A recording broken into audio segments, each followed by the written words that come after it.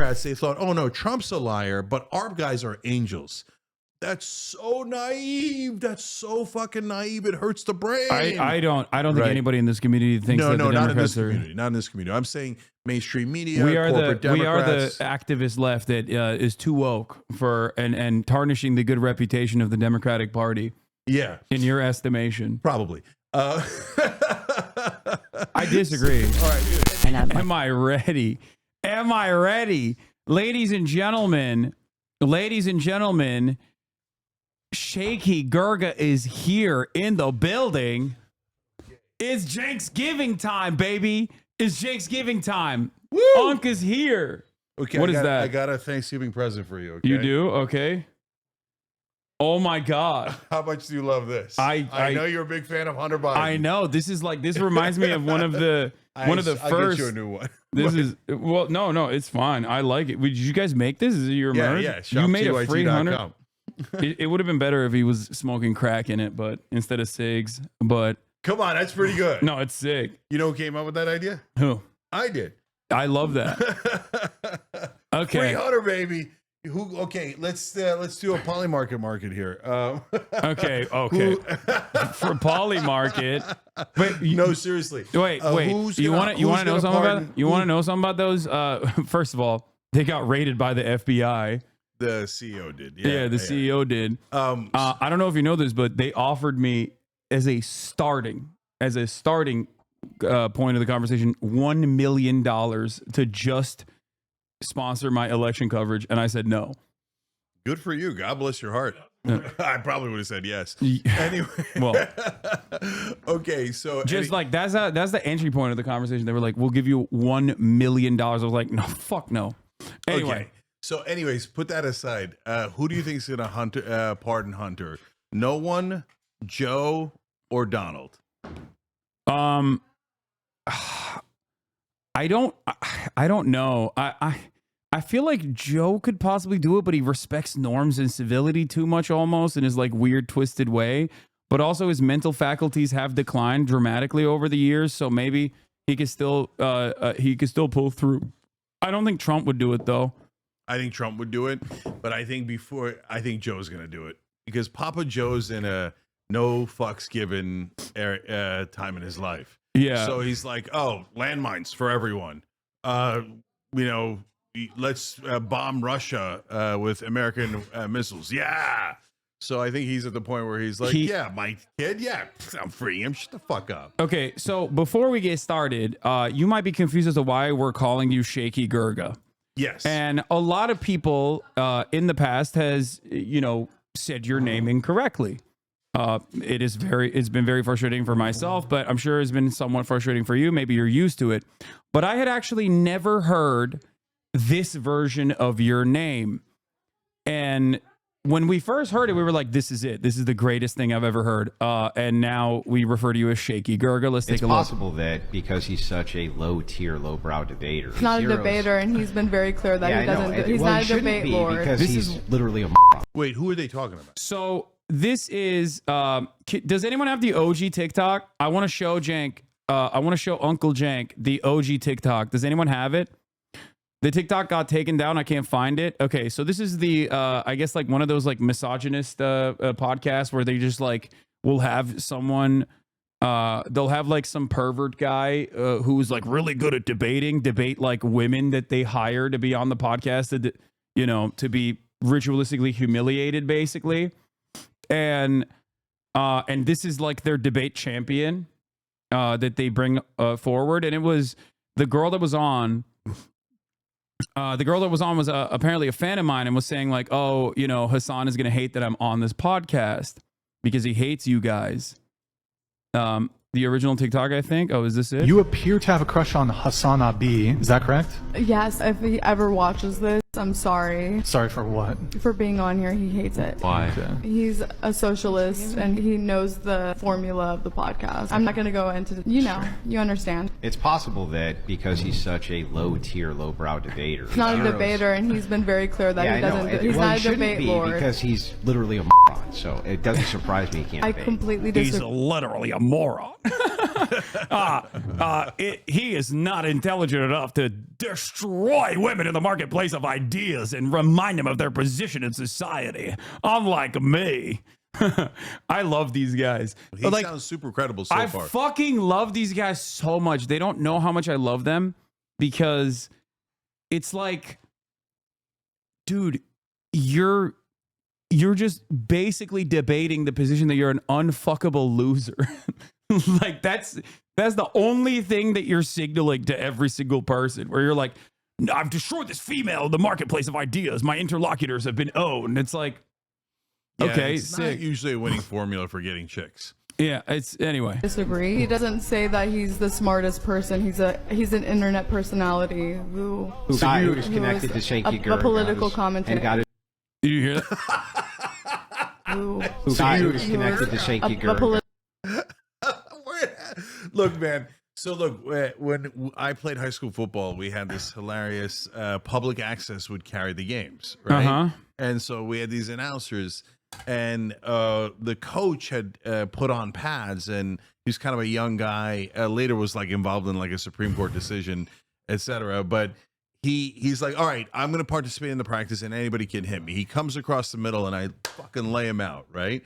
And so coach hated me. I don't know if that's why he hated me or not. But the announcers in the game, I crunch somebody coming over the middle, and they tell the story about how I hit the coach, and they go, that's Cenk Weiger. He'll hit anybody. Yeah, but we've heard that one before, like chunky yogurt. Charlie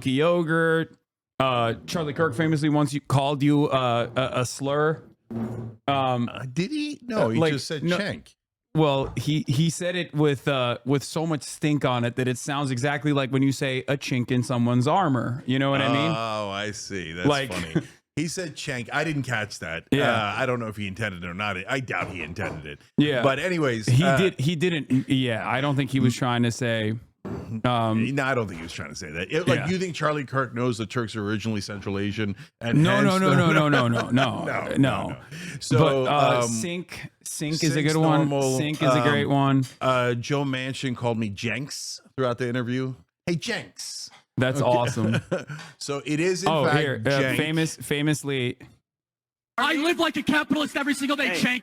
I live like a capitalist every single day, Cenk. Have you never seen this? I live like a capitalist every single day, Cenk. I live like a capitalist every single day, Cenk. Every time. No, I didn't see that. Yeah, every time he gets more racist, his face gets smaller. And I live like a capitalist every single day. I live like a capitalist every single day, Cenk. I live like a capitalist every single day, Cenk. I live like a capitalist every single day, Cenk. I live like a capitalist every single day, Cenk. I live like a capitalist every single day, his Cenk. face was normal. Yeah, that's the right face. Yeah, that like That's if his a normal face, face. seemingly if his face was like 110%, like if his face was 10% larger, like he would I be live like a capitalist every like single day, literally Cenk. like 7 to 10% larger. He has a normal face. I live like a capitalist every single day, Cenk. What? I live like a chill. capitalist every single day, Cenk. This is what he normally looks like. Okay, so on the other hand, if we're talking about head to body ratio, well then we're Don't even fucking yo, that's out of line. That is out of line, dude. You're coming we in. start out ad hominem. You came in hot. You came in. Thank you, Mom. Mom is defending me. She said that's a low blow. That's crazy that you came in and you hit me where it hurts the most, my tiny head. Okay, I'm sorry. Well, I wish I had tiny body parts. I'm sorry that I am, brolic as fuck, and I have a normal head, but my shoulders are so ginormous that it makes my head look small in comparison, even though it's a normal size head. Look, Anyway. I'm the last person to body shame. Okay, so yeah. let's just be clear about that. So that's something that I wanted to. Yeah, I'm a delicacy in Korea. Okay, remember that shaky Gurga. Political commentator. And got his job because he had contacts. Do you watch political commentate? Yes, commentate? I'm a political commentator. Okay. Who is this guy? He is a political commentator. I've never heard of I've this never seen person. We don't know you, little bro. Anyway. Oh, what's his name? Oh, actually, you know what? It's even better. His name is Zero. Yeah, Nothing. his name is nothing. So, anyway, you're too hairy for Korea. It's fine. We can get it. We can get that taken care of. So, This dude was on Twitch a long time ago. Okay, nice. Who cares? All right, fuck that guy. So this was a fun moment as well. You had this. We'll show your highlight reel here. Shaky Gerga gets into a fight with Alan Lichtman. The people love this shit. Okay, I love this shit as well. I've made fun of Alan Lichtman before, like before the election, where I was like, because a lot of liberals would come into my chat and be like, but the 13 keys, like he knows how to turn him. I'm like, he made it up. Like you can't, like there is no hard science here. He made up certain, like he tried to make like a scientific equation for why he was going to be consistently, he's going to be consistently successful at predicting the outcome of elections. And it is ridiculous to look at that. It's like no different than, those famous like octopus that always choose the right right candidate ahead of time. Yeah. It's like Mudang. It's like the cat that falls, if he falls on his left side going down the stairs, then the Republican wins, and falls on his right side. It's nonsense. It's been nonsense from day one. Anyway, but yeah, here. Sorry, but I totally disagree with Juan and Professor Lichtman. Don't blame the voters. I think, look, we could get into this discussion, but Juan, I think you're blaming the voters. I think that's a terrible idea. And look, I debated Professor Lichtman before. I told him his theories about the keys were absurd. I was right. He was wrong. I said he'd lose his keys. No, you were Couldn't not find right, him before and the I was election. not wrong, and that's a cheap shot, and I won't stand for it. Well, who won, brother? You know what's a cheap shot? Why do you have Justin Bieber hair? That's a real cheap shot. Get a different. But seriously, that's important, because at that point, I actually did not do any cheap shot. I just reiterated what he had said in the beginning, that he was wrong, right? So he admitted he was wrong, and I said, look, you were wrong, and I was right. That's all. That's not a cheap shot. Later, there are cheap shots because he started interrupting me, which is a very bad idea. Yeah, he should have. You should have cheapened the shots, is what I'm saying. You could have hit him on the hair thing. Like, I just don't understand why he has that haircut. I just, anyway. You should not be taking cheap shots at me. Who won? You want to make your You point, live make your in point. a total Don't make world it of personal. denial. I read your own follow. I love that. Dude, you're such a fucking boomer. That's such like, I mean, it's amazing. It's great. You're authentically yourself. But when you went, woo, total authentic boomer. That's how Shaky Gerger shakes. Oh, that's so good. Followers' comments, and they all trashed you, every one of them, and supported me. Yeah, right. Okay, so let me tell you what happened there. So I debate him on Young Turks. So what happens is all of the key stands show up with, and so they're like, key heads, yeah, the key heads are like, oh my God, he's so right. You don't even know that 7 keys is higher than 6 keys. And this has been so true of all people that I really, really want to win, right? So like they're total zombies. And they go into the YouTube section. Look at any of our YouTube videos. It is at least 50% trolls, right? Of whoever, Israeli trolls, right-wing trolls, left-wing trolls, whatever. And this brother thinks, oh, maybe that's the 14th key.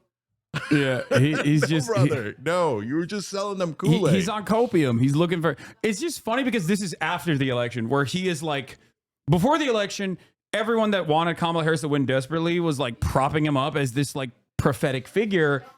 And I always thought that was ridiculous. And, I think they even did a video on me early on as well, because I think his son might have been a fan of mine or something.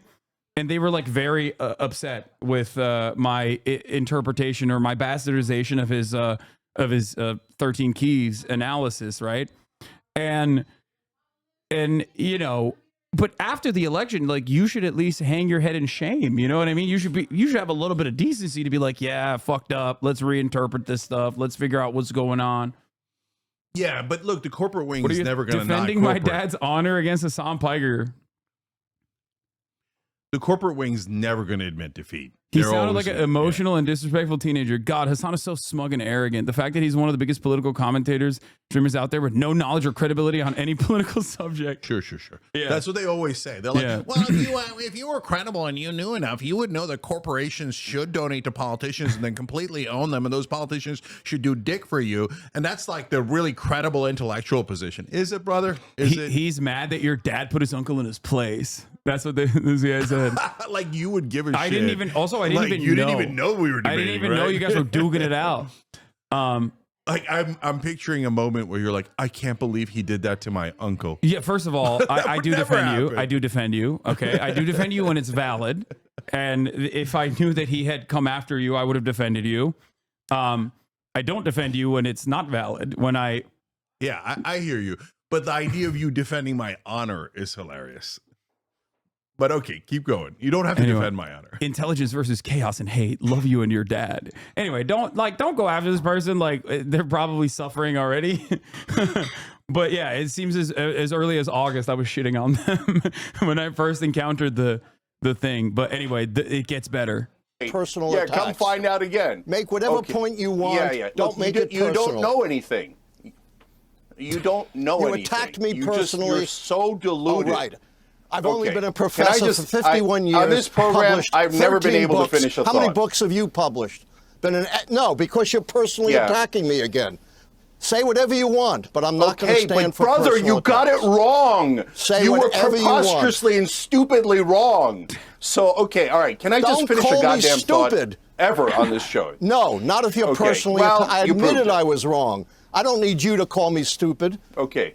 Can I just say, What it's kind of great to see nonsense you is that? Democrats Yeah, I all know. getting Who along taught so you well. manners? God, I just Piers, man. Anyway, I'm not gonna get into it. I know he's your best bud.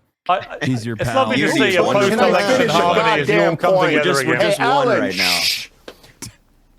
Hey, Alan, you deserve a tall glass of shut up juice, so can you just shut up?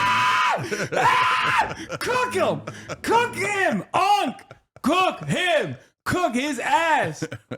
Dude, I love your commentary is excellent. You said tall glass of shut up juice. You are the brownest white man on the planet, by the way. Well, like what you are Others like, have charged that. yeah, it's just so funny that you deserve a tall glass of shut up juice is the most like, listen, pal, not the time bucko ass take that you could have here. You know why? Because I'm an American. Yeah, you just deployed that shit, dude. You deployed it so hard. For a second. And it worked. You shut the fuck up. Well, that's what the tall glass of shut up juice is for. Yeah.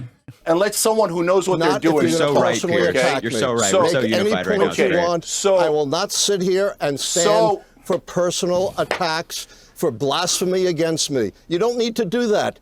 You don't boost your Blasphemy ego against by you? What the hell are attacking you? me Are like you? Blasphemy. What a fucking insane thing to say about your like demonstrably failed political method. Like you try to interpret the election in a way that like very clearly was wrong, and now you're saying you're a blasphemer. That's amazing. Jesus Just Christ, make your you points. loser. Okay, can Even I? Harry liked it. Harry loved it, dude. Fucking Harry Sasson. your points. Can I just give the correct answer for once? Okay, here we go. So, guys, you're blaming disinformation. There was disinformation. There was the cats and the dogs nonsense. The points you're making about undocumented immigrants, I agree with, Alan, okay? But that didn't cost the election. The main disinformation was about how the election was going to be rigged. And it wasn't rigged. It was dumb. They won easily. There was no need for that disinformation. Excuse me. It was too big to rig. That's why. Oh, too yeah. big to rig. That's what we did, baby. That's right. Trump 2024, Trump 2025. You guys are missing the whole point. The people who are at fault are not other people. It is the candidate, Kamala Harris, the previous candidate, Joe Biden, Democratic Party, Democratic leadership. You guys don't want to admit that they're the problem. They're the cancer in the Democratic Party. So you blindly lash out at the voters, at information, at social media, and you want to shut down anyone who disagrees with you. Where's the key when you jiggle the keys? That's later. You know, that actually didn't make the viral clip, which is really funny because Yeah. I thought that might do it. Because in the Election. middle, as he was talking, do you have it? Oh, yeah. Here it is. Yeah. They pulled it out. Real. previously worked as pragmatic decision-making on whether or not the White House party has governed well enough. And then my analysis is based upon what's changed, what's shattered the pattern of 160 years of history. So I have a base for my fucking full pan to you? God, Pierce is such a piece of shit. Oh my God. He knows what's good TV. Oh my God. He is such a dickhead, dude. analysis. I'm not just doing Monday morning quarterbacking. Cenk, you need to learn some manners. I brought him back. Jingle jangle. Jingle jangle. Damn, she got So- 1.2 million views, dude. Goddamn. Your act is getting really I thin. mean, brother, I said what was going to go wrong. It did go wrong. I was right. You were wrong in this election spectacularly so with your so-called keys. And now you come and tell us not the Monday And morning unlike you, I'm quarterback? willing to admit when I'm wrong. Are you ever going to learn? Unlike you. Well, I actually do that all the time. Anyway, look, they're going to bring this. So, first of all, for now, leave poor Alan Lichtman alone, right? Yeah. He's just a civilian, whatever. Who cares? Like, I don't know if it's true that people are swatting or doxing him. That's crazy. Why would you bother with a professor who got it wrong? Yeah. That's like totally irrelevant. Now, but they're going to bring him back in 2028. And more Oh, yeah. accurately, they're going to bring him back in 2027 during the primaries. Yeah, yeah. And in the primaries, they're if gonna we bring have a him. progressive populist and they have like their corporate douchebag. No, they're they're gonna going to be bring like, him- oh, the keys, the keys, the keys. No, they're gonna bring him back to talk about how Pete Buttigieg, Josh Shapiro, and gruesome Governor Gavin Newsom are the three top contenders. Maybe throw Kamala in there for a spicy people. I think her political career is done. Oh, can I tell you why they're doing that? So people are now talking about, oh, Kamala Harris might run again, like 41% of Democrats or something. I didn't see the poll, but saying that they might vote for her. Number one, they're we're saying cooked. that because she's famous and she just ran. So that's not a reliable number. But the interesting part is they always say that somebody might run. Like for a while, they put out a rumor after Hillary Clinton lost that Chelsea Clinton might run. They do it themselves. Why? It's to increase their market value. Because listen, Clinton. I know. Because if Kamala Harris says she's not going to run again, well, then her book is less interesting. She gets less for her speeches because she's not going to be. Right now, though, if she says I might run again, she might be the future president of the United States. Even if it's a 10% chance, 20% chance, the Goldman Sachs and Raytheon, et cetera, are all going to pay her for huge speeches. The book is going to sell more, et cetera. You're more marketable if you say you might run again. That's why they literally do it as a business tactic. So she's not going to run again. I got a bold prediction for you guys. Head of USC, president, dean, whatever of USC at some point, because she doesn't want any piece of this. She's so nervous. She's not very good at this. She's not as good we at it. found She out. doesn't want to do it. As we found out in 2019, and once again, this time around as well. Yeah, she's got no business running. She didn't want to run. She sucks at it. All she has is talking points. That's why we said do a real primary. But of course, all the Democratic leadership yelled, no real primaries. We anoint. In the interest of fairness, this is where I also was. Well, I'll explain my position, but I also said that I think the open primary process would spell chaos and disorder for the Democratic Party, especially so close to the actual election. And I thought because she was a blank slate, that there was an opportunity there to fill that blank slate with actually somewhat good policies. Even if she's not charismatic herself, she could have still, especially after she got locked in with Tim Walz, I was like, oh, this is great. She's going to be forced to like have to defend some of these positions and inevitably maybe even move away from the tack to the right attitude that the Democrats usually have. Of course, I kept warning over and over again, if she does that, she's going to lose. And she did do that, and she lost. So but look, here's the thing. But yes, an open primary, I think, would have put forth possibly. I mean, would have put forth a stronger candidate regardless. Yeah. But we also don't know like how chaotic that process would have looked like as well. Who cares? So let's just break it down one by one. You agree that Biden should have withdrawn like a year and a half ago? I agree that Biden should have picked a better VP candidate that he knew was going to be the transitional. Can we also like give the right wing a tiny bit of credit here? I mean, they go too far when they say she's just a DEI hire. She was the Attorney General of California. She was a senator from California. She had the but she had was the she bona picked because fides. she was a black woman? Of course, she was picked because she was a black woman. I mean, Biden said that was the real reason why she not only picked. I'll take it one step further. It's not even Kamala Harris that frustrates me about that. It's the fact that Biden said that about Ketanji Brown Jackson, who literally is more deserving of a Supreme Court appointment than most of the other Supreme Court justices, and he still fucked the bag up by turning around and being like, "Oh yeah, I'm picking a black woman, Jack," and it was fucking nutty because like that's the first time we've had a public defender sit on the top court. Like that was not a DEI hire in the way that conservatives mention it. So do you know that I'm against affirmative action? I've always been against affirmative action. And wait, the reason, really? Yeah. And the reason I did not know that. Yeah. The reason is because Ketanji Brown Jackson is an excellent Supreme Court justice who's perfectly qualified. So is Sonia Sotomayor. But the minute that any minority, by the way, including us, gets any position of power, respect, etc., what does everybody do? I just got it because they're black. They just got it because they're this. No, I think you think that's just a right wing thing, but it isn't. It No, gets no, into no, no. everyone's heads. No, I understand where you're coming from, but I respectfully disagree. I think that is like ultimately caving in and capitulating to right-wing framing on the issue. The affirmative action conversation has always been a band-aid solution to like significantly more consequential racial dynamics in this country that have never been addressed at all.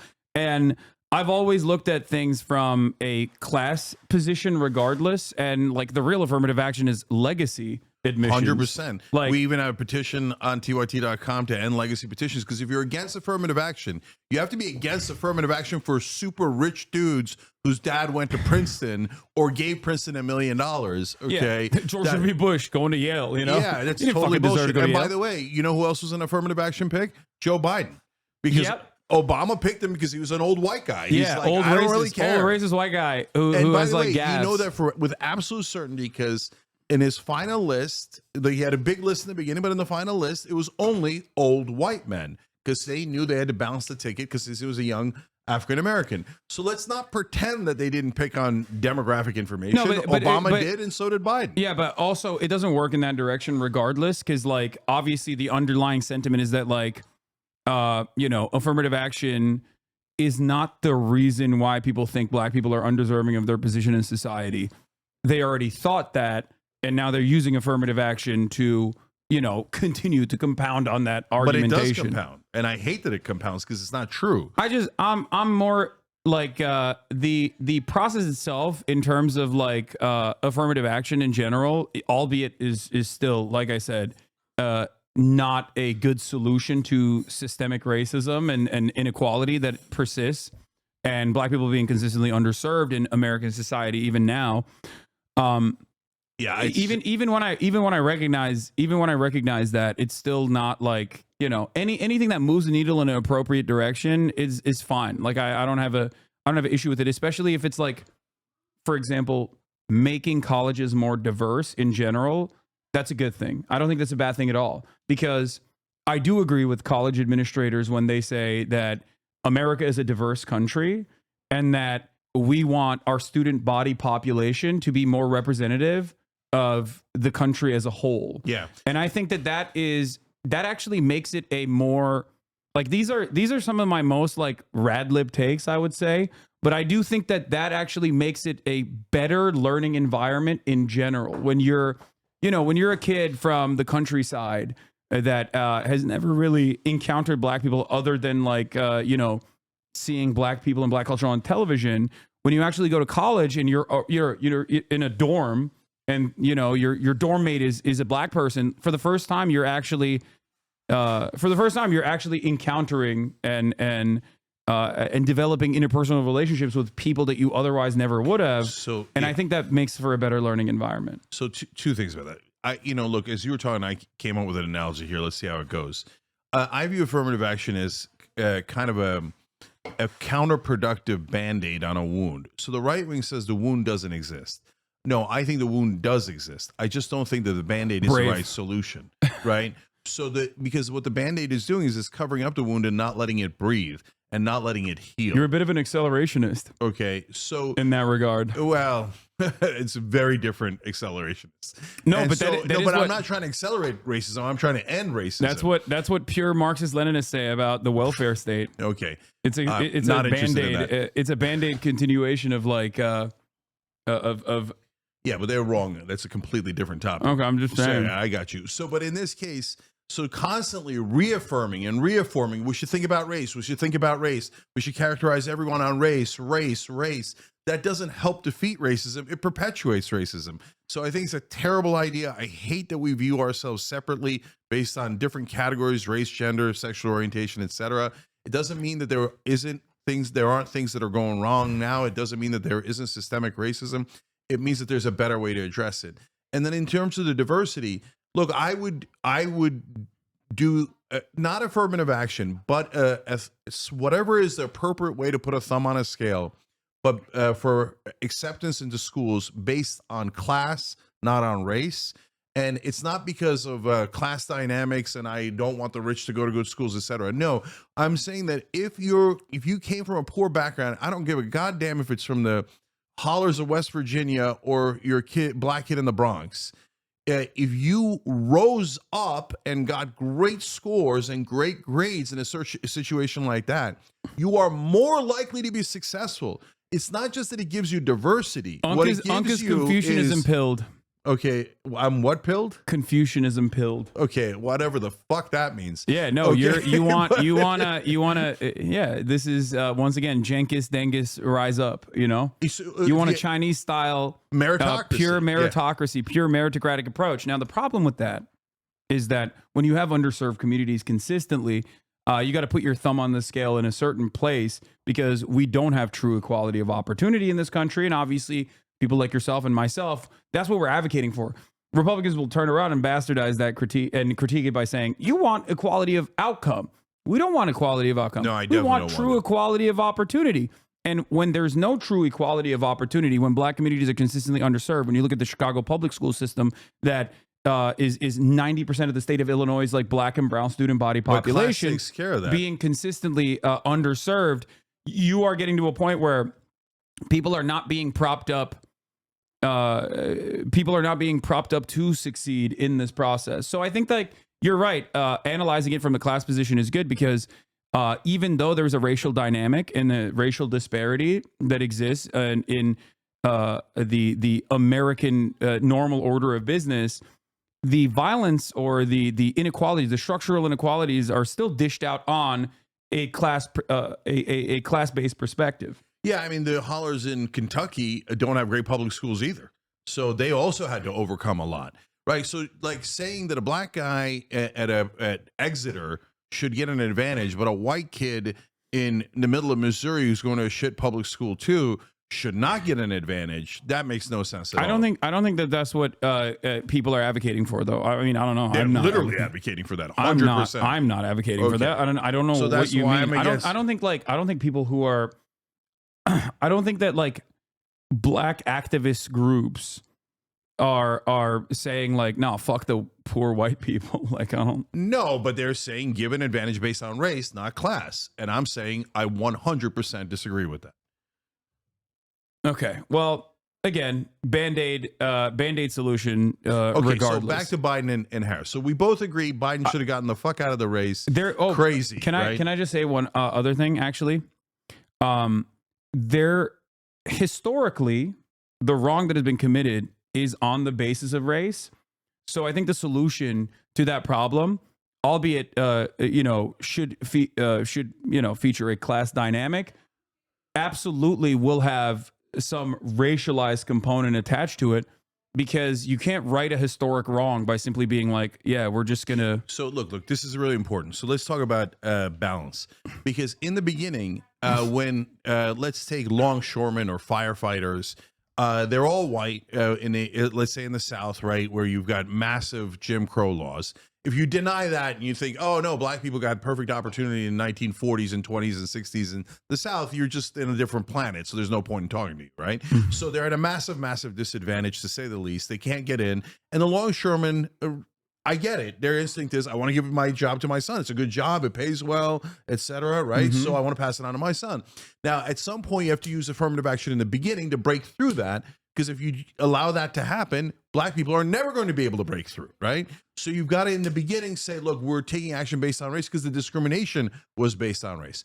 But if you do that forever, then you never break the racial paradigm, right? We're always thinking about race and we're always separating based on race. So it can't be forever. It can't be never. So then the question becomes, when do you end affirmative action? And we started in the 1960s. Here we are in 2024. If it hasn't worked by now, I got news for you. It ain't never going to work. Yeah, so but it's that's the wrong but that's also solution to a real problem. But that's also because like it hasn't even no, Cenk is not saying racism is over. Pack it up, guys. No, he's not saying that. I literally said that's not the case. The wound still exists. The wound is real. Yeah. And I literally said systemic I racism think is real. Maybe you might not like this, but I do think that reparations is part of the solution to this, albeit it's politically impossible to get through in a country that is so resilient in their interpretation of whites, how much they've internalized white supremacy. But again, reparations is a super interesting, nuanced conversation. So on the one hand, you know, and I'll give credit to Marianne Williamson here. I thought she phrased it best back in 2020 when she said a debt is owed. And that is actually very literally true. Yeah. So we used the country at large and the country I love. And yes, we came to it much, much later. But that country took advantage of all of that free labor to build what we love and what we now take advantage of and what we came here for, right? So hundreds of years of free labor, no matter what your race is or what your condition is unacceptable. They never got paid for that. It's a massive robbery from African Americans in this country. So I not only acknowledge that, but I'm enraged by it. But now what are we going to do? If you propose a reparations that's so extreme as San Francisco did, where they're like, oh, any black person can buy a house in San Francisco for $1. What the fuck? Okay. What do you? I don't even know what you're talking. Hold on. What are you talking about? Had this insane thing where they're like, okay, now every white and non-black, including Latinos, including Middle Eastern, Asians, etc., have to give money to black people in this city or in this town where they passed it. Wait, hold on. Let's just take a look at it first. Let's analyze it a little bit because this seems a little kooky. You're going to see how insane it is. This seems a little bit kooky. So proposals include financing debt forgiveness, guaranteed annual incomes for families and homes in the city for $1. San Francisco backs reparation plans, including $5 million to eligible black adults. More than 100 recommendations included payments of $5 million to every eligible black adult, the elimination of personal debt and tax burdens, guaranteed annual incomes of at least $97,000 for 250 years, and homes in San Francisco for just $1 a family. San Francisco lawmakers heard that's real. That's the Guardian. They heard They heard a range of options. Sometimes people have ideas. They present those ideas in a situation like this, in like a public town hall setting, and regardless of enthusiastic support by their council. Okay, so but here's the thing. This is some of the 100 different recommendations that came through, and it doesn't seem like they followed through on this or any number of these different reparations plans. It's like people have a multitude enthusiastically received. I think saying that is very different than following through on it as a part of your legislative agenda. So my point was there are extreme proposals on reparations that make no sense. Okay. And you're agreeing. It makes no sense. Okay. Right? That's a ludicrous position. Yeah, right? but so this is... Hold on. Is there a way to do reparations in a way that does make sense? And I think the answer is yes. I don't think it's giving black people a house for $1. I don't think it's giving them money, etc. But the new school has proposed some interesting ideas, including, hey, what if we provided tax breaks that would be material in buying housing for African Americans? So, well, okay, that's interesting because now, or you've created a fund that allows them to turn it into an education fund for their children, right? This person also has a good point. We should have a ceasefire in Gaza has also been enthusiastically received by the Biden admin. Didn't mean they did a damn thing because politicians but we're not arguing, guys. If you think it's absurd, great, fantastic. We all agree it's absurd. I don't think that there are I'm sure that there are some people who think this is a fantastic idea and they could get into an academic conversation about it. It's just more so a matter of like the framing of this to make it seem as though like the No, I'm setting the San outer Francisco, extremes. Yeah, but like, okay, so I'm saying when you say reparations, a lot of people are going to say hell no. A lot of people are going to say hell yes. But my point is, but what are we saying yes or no to? So if you take the most extreme example, I say no, and everybody says no. But it's not I'm agreeing with you. That's not the only proposal. I'm just telling you, New School has proposals that are really interesting about, hey, what if it was directed towards education or housing? We promised 40 acres and a mule, and we lied. We never gave them the 40 acres and a mule. Yeah, only reparations were given to slave owners, as a matter of fact, for lost revenue off of the freed African men and women. Yeah. So you see what I'm saying? That you could do it in a way that where middle America goes, oh, I get it. That sucks. That was an injustice. And we're trying a small thing here to make up for the injustice so that it at a minimum, symbolically, to say, thank you, brothers and sisters, for putting up with this shit. Like, I know you didn't do it voluntarily, but you helped build this country and we appreciate you. So get on a page where we understand each other and appreciate each other instead of framing it as I'm taking from you. You owe me and I'm taking from you, right? So that perpetuates a wrong cycle. Whereas but in order to do that, Haas, last thing on it is you've got to have like truth and reconciliation, just like South Africa did. Here's all the fucked up shit we did. South Africa's, South Africa's Reconstruction period also was not a great But truth and success either. reconciliation was excellent.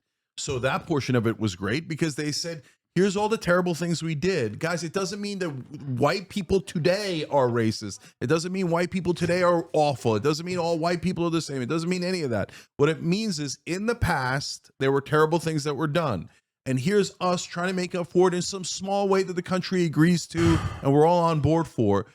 And sincere apology and a sincere thank you. And now, from now on, let's move forward. Let's move forward and cut all the talk of like race this and race that and gender this and gender that from both sides, by the way. The right wing starts more identity politics than the left wing does. So now the right wing guys, their heads will explode. What do you mean? You guys try to find wedge issues on every fucking thing. And then you go more and more in extreme. And I think you guys, Haas, fall into that trap way too often. We'll get to that later. Wait, let's get to it now. Okay. What do you mean by that? So you know what we're going to talk about, the trans issues. So on trans issues, as an example, over 60% of Americans agree. Of course, they should have the same constitutional rights, same rights to housing, employment, rules against discrimination, etc.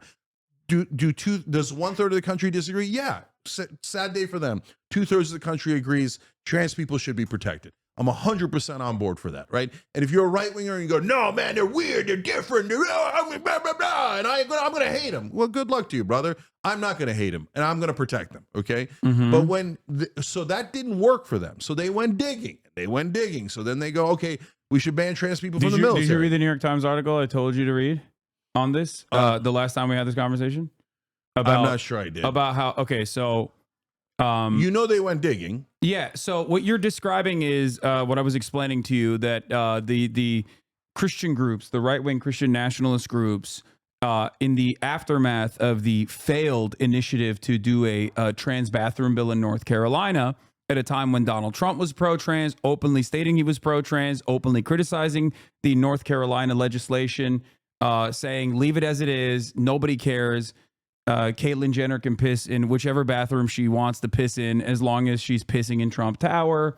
When all this stuff was happening, there was definitely a different attitude overall. I think part of that was because, just like you also recognize, most Americans, like, they just think trans people are being discriminated against and unjustly. And the other reason was because it just seemed like cruel and unusual for no particular reason.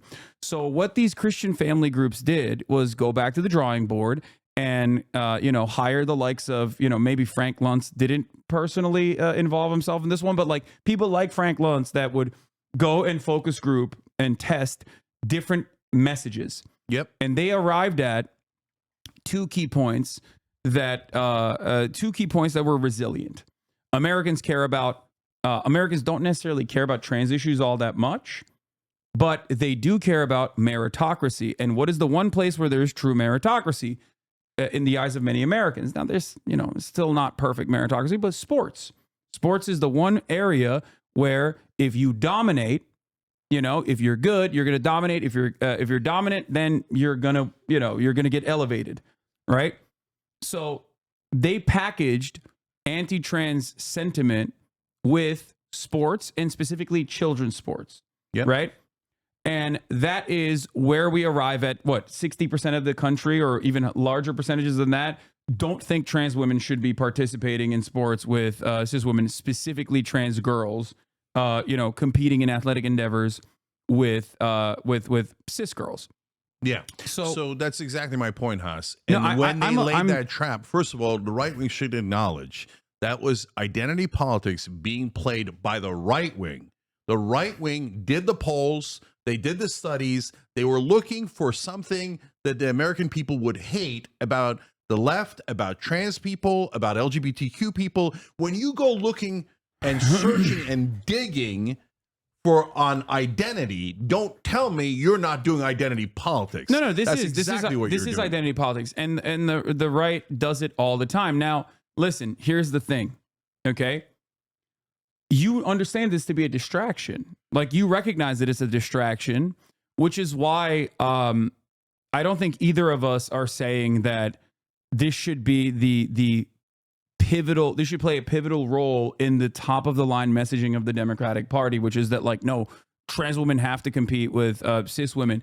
I don't think anyone is making that argument at all. No. But I think we should, it would serve us both well to openly recognize, and I think you do as well, that this hyper focusing on, trans athletes at the high school level all the way to the collegiate level is a distraction that most Americans might have an opinion on, but don't necessarily care about. It's not a major driver of turnout. It's not something that people go out and vote for. I don't agree. No. Okay. Well, we can have that argument in a second. I will explain it to you why I don't think it's a real issue. Part of the reason why is that it's just simply not a real issue because do you know the number of trans athletes nationally?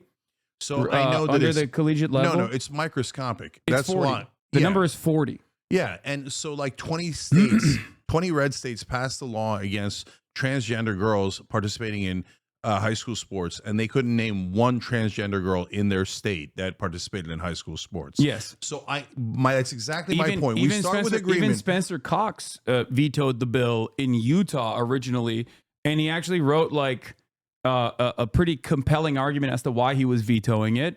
And governors like Andy Bashar have actually won by higher margins after openly defending trans people in the past in a state like Kentucky, for example. So look, we start with a point of agreement, which is that the right wing uses a wedge issue to drive a wedge between us. Mm-hmm. They go looking for it, and they do it based on identity politics. Okay. So we totally agree on that. We totally agree that it's a microscopic issue that affects almost no one in the country. Okay. Mm-hmm. So when we don't have paid Also, I don't family, even think we don't that's have true. health care for everyone. This is bullshit. I don't even think This is that's meant true. to distract us. I don't we even think disagree it does on how impact to people. react to it. It does actually impact a lot of cis women. There's more cis women than there are trans women, and there are a lot of young girls that this could technically impact because now you have bills like the one in Ohio, the penis inspection bills, like the one that they have in Ohio, where like one of the parents from the opposing team could be like, "That's a trans girl, actually," and then they have to literally go and traumatize this like young girl who in many instances is not. Statistically, it is highly unlikely that person is trans to begin with. So And look, again, it ends up harming cis women even more than it ends up harming trans women. So look. I said this exact same point on trigonometry, and their audience hated it. But this is the reality. The reason I make a distinction between high school and professional sports is because in high school, what you're saying is, like Ohio, if I really want to institute this, even though it affects almost no trans or cis girls, if in the world in Ohio as it is, Like but if I go to implement it, now I got to check everybody's genitals, and there's got to be a genital checker, right? And let me guess, tons of Republican older men are going to volunteer to check the genitals of our high school kids, and I hate it. I don't want it. It's like a groomer pervert factory. And they're going to probably put Jim Jordan in charge of it. Fuck no. Okay. But when you get to the professional level, you get to the Olympic level, you guys make a giant mistake. You fall right into their trap. and you go, oh yeah, sure, they should be able to compete. When the overwhelming majority of the American people do not agree with you, you should let the Olympics and the professional sports decide it on their own. It is not a constitutional right. They have no so-called right to participate in the WNBA. I don't have a right to participate in the NBA. So number one, I don't agree when you go to those extremes. And number two, does it affect elections? Well, we had an overwhelming answer to that in the Trump-Harris contest, because Donald Trump ran the anti-trans ad, which was not about hating trans people, although of course it was perceived as such by a lot of people. And so, what it was saying, hey, you guys are giving free surgery to undocumented immigrants who are detainees who are trans. It's too much. It's too, and I agree, it is too much. 98% of Americans agree it is too much, right? So instead of saying, oh no, that you guys are right, that's too much, and of course sports leagues, that's fine, and of course, no, we're not going to pay for any surgery for a dude who just crossed the border a second ago, right? Instead, you guys go, no, let's fight. Oh, for God's sake. And you dig in, and now we're on a losing ground for no reason at all. Can you tell me who on the Democratic Party's campaign was actually saying, like, no, we have to issue bottom surgery for undocumented migrants, outside of Kamala Harris saying that in an ACLU questionnaire in 2019? When faced with the question, what will you do for trans people? She just gave that answer, which was a bad answer to give regardless. But was there like a hyper focus from the Democratic Party's campaign that I'm missing? So Trump starts running the ad. And it instantly jumps to the most effective ad according to Trump's internal numbers and according to Kamala Harris's internal numbers.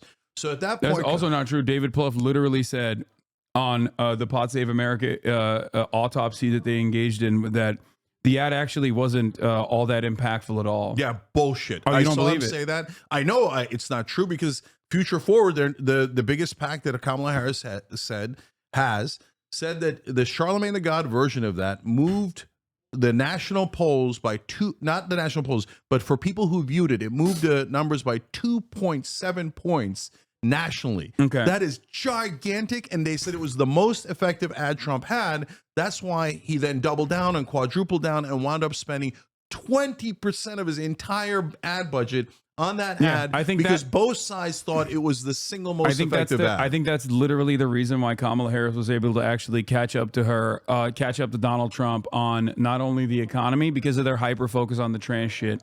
But You thought that helped Kamala Harris? No, I don't. I think that this kind of hyper focus on a marginalized group is not moving people to go out and vote in any meaningful capacity, for some of the reasons that you also mentioned, but also because most people don't know who the fuck trans people are. They've never met a trans person. They don't give a shit. They just care about the economy. And when you're hyper focusing on just like, trans people and like dominating trans people or some shit, even if it's something that they agree with, they're like, after a certain point, there is outrage fatigue. And I think on the trans issue, we like consultants and people who are hyper focused on the media care far more about the effectiveness of ads like that than the actual Americans that went out and voted. And you saw Except this reality. We lost, they won. No, I know, but okay. So I mean, like, it's so in the real world, they won, we lost. In the that's why in you the have to world look at, of that's why you have consultants to, where they look at polling. That's why you have they to won, look. we lost. That's why you have to look at the broader campaign and what Americans were concerned with and why they voted in the ways that they did. And So, I think Haas, here's your where you and I position- agree on. So your position is, even though both sides overwhelmingly say that ad was the most effective ad and it moved people and it cost Kamala Harris tons and tons of votes, you disagree. Yes. And the reason why I disagree with it is because, well, I don't completely disagree with it. And I'll explain to you why. And I think you and I are going to be in agreement with this. I think that the only way that ad is even remotely sticky when, or even remotely effective, when I still question the legitimacy of how effective the ad was, because there's plenty of examples of people actually defending trans people and then winning by resounding numbers all across the country. It depends on what issue, though, Haas. It's because the Democrats they stand for nothing. there is nothing that unites the base of support for the Democratic Party. They are this weird big tent, third way neoliberal party that is constantly pointing to institutional norms and defending this notion of civility. If that is your overarching campaign strategy, then yes, if you stand for nothing, you will, people can turn around and tell others what you actually stand for. They can reframe what you actually stand for and say this is the type of stuff that they care about actually. And therein lies the problem. And I think you and I will agree on this. If it was like a Bernie Sanders style candidacy, if Kamala Harris was like, I want Medicare for all, that Americans are suffering. I want to fix the housing crisis by implementing a federal jobs program backed like mass housing boom that will actually fix the housing markets in all these big cities and all across the country by building a shit ton of houses. No public-private partnership, none of that. No opportunity economy language whatsoever. We're gonna just fucking build, baby, build. Okay. If those are some of the key markers that you're focusing on, this does two things. Okay. This does two things. Number one, Republicans are reactionary, so now they have something that they had to fight against. And if they don't have anything to fight against, they're going to find new fucking wedge issues to make everybody pay attention to, no matter how silly or stupid, right? So now they have to fight against that policy and present why that policy is bad. Now they have to sit there and lie about why giving healthcare to every American is actually going to be devastating because they're backed by their corporate donors.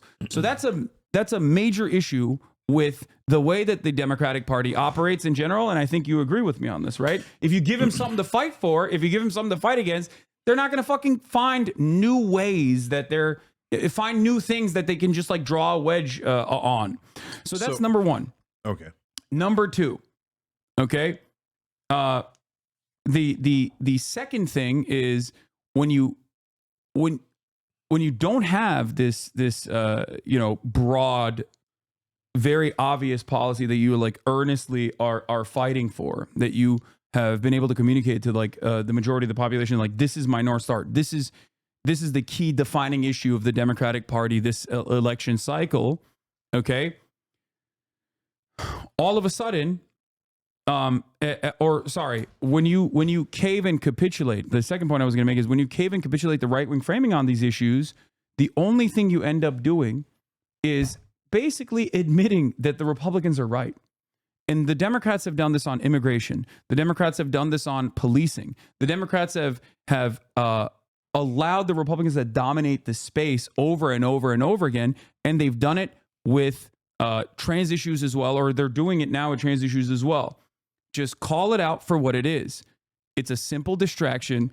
This is not going to put food on your table. This is the way that the Republican Party gets away with being in the pocket of billionaires openly by saying this is the only thing that the Democrats care about. Trans people are your neighbors.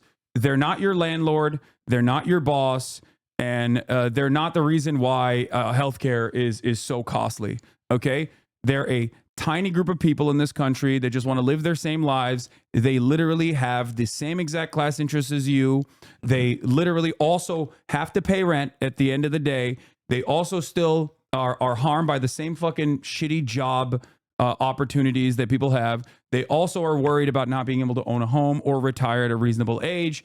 The idea that these people are the reasons as to why you're experiencing economic anxieties is silly. Don't ever have this conversation.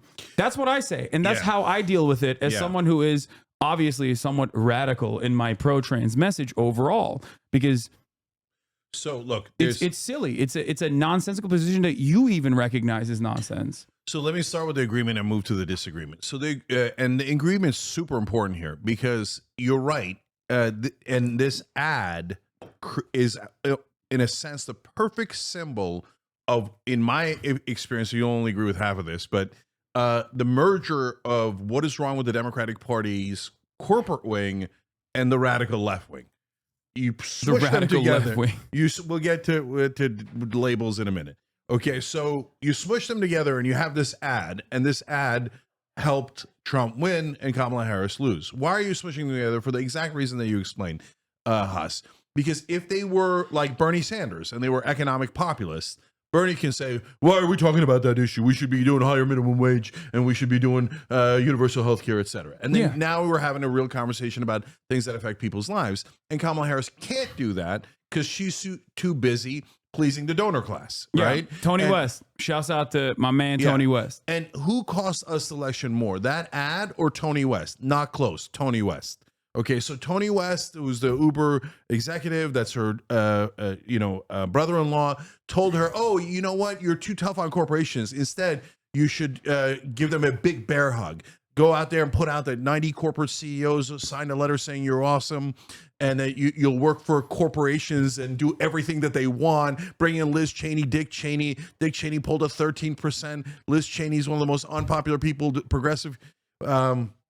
Data for Progress did a poll that showed the more she campaigned with Liz Cheney, the more she lost support. She lost enthusiasm. It was a super dumb idea, and that cost us more than this ad did. This whole idea of, oh my God, I love big business, and I'll do everything big business tells me. Look at Mark Cuban. He's on every cable channel telling you that I will do whatever the fuck business interests want. It's the worst idea in the world, especially when you're running against Donald Trump. And Donald Trump's going, hey, here's a billionaire, Elon Musk. I'm just going to give the government to him. And here's another billionaire, Miriam Adelson, and I'm going to give foreign policy to her. And here's Tim Mellon, weirdo guy who inherited all of his money and douchebag who wants tax cuts because he's just rich and earned nothing in his life. And I'm going to give him tax cuts for the rich, right? But they never make that case because they're corporate douchebags. Kamala Harris, Joe Biden, Hillary Clinton, all of Democratic leadership. And so these guys are never going to win another general election. The American people hate them. They should hate them, okay?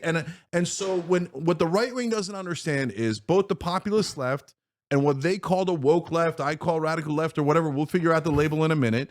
But in this case, you're on the right side. You say, fuck the corporate interests, fuck the donors, right? So, and the populist right agrees with that. So that's actually an interesting point that we should come back to, a point of agreement we should come back to. But the part where we disagree, Haas, is you say, well, if they're digging in on a wedge issue, ignore it. But Kamala Harris literally did that. They had a giant debate about whether to address it or not. No. They even pulled ads You're where misunderstanding they me. addressed it. You're misunderstanding me. And they decided, oh, fuck it, let's not address You're it. And wrong. It was a mistake. They literally also, like, they did this with immigration especially. Like, they were like, we're not going to ignore it. We're just going to get ahead of it. And what they did with immigration, they're going to do with trans issues next election cycle. And it's the same principle over and over again. It makes you look like a hypocrite, and it makes you look like the Republicans were right all along.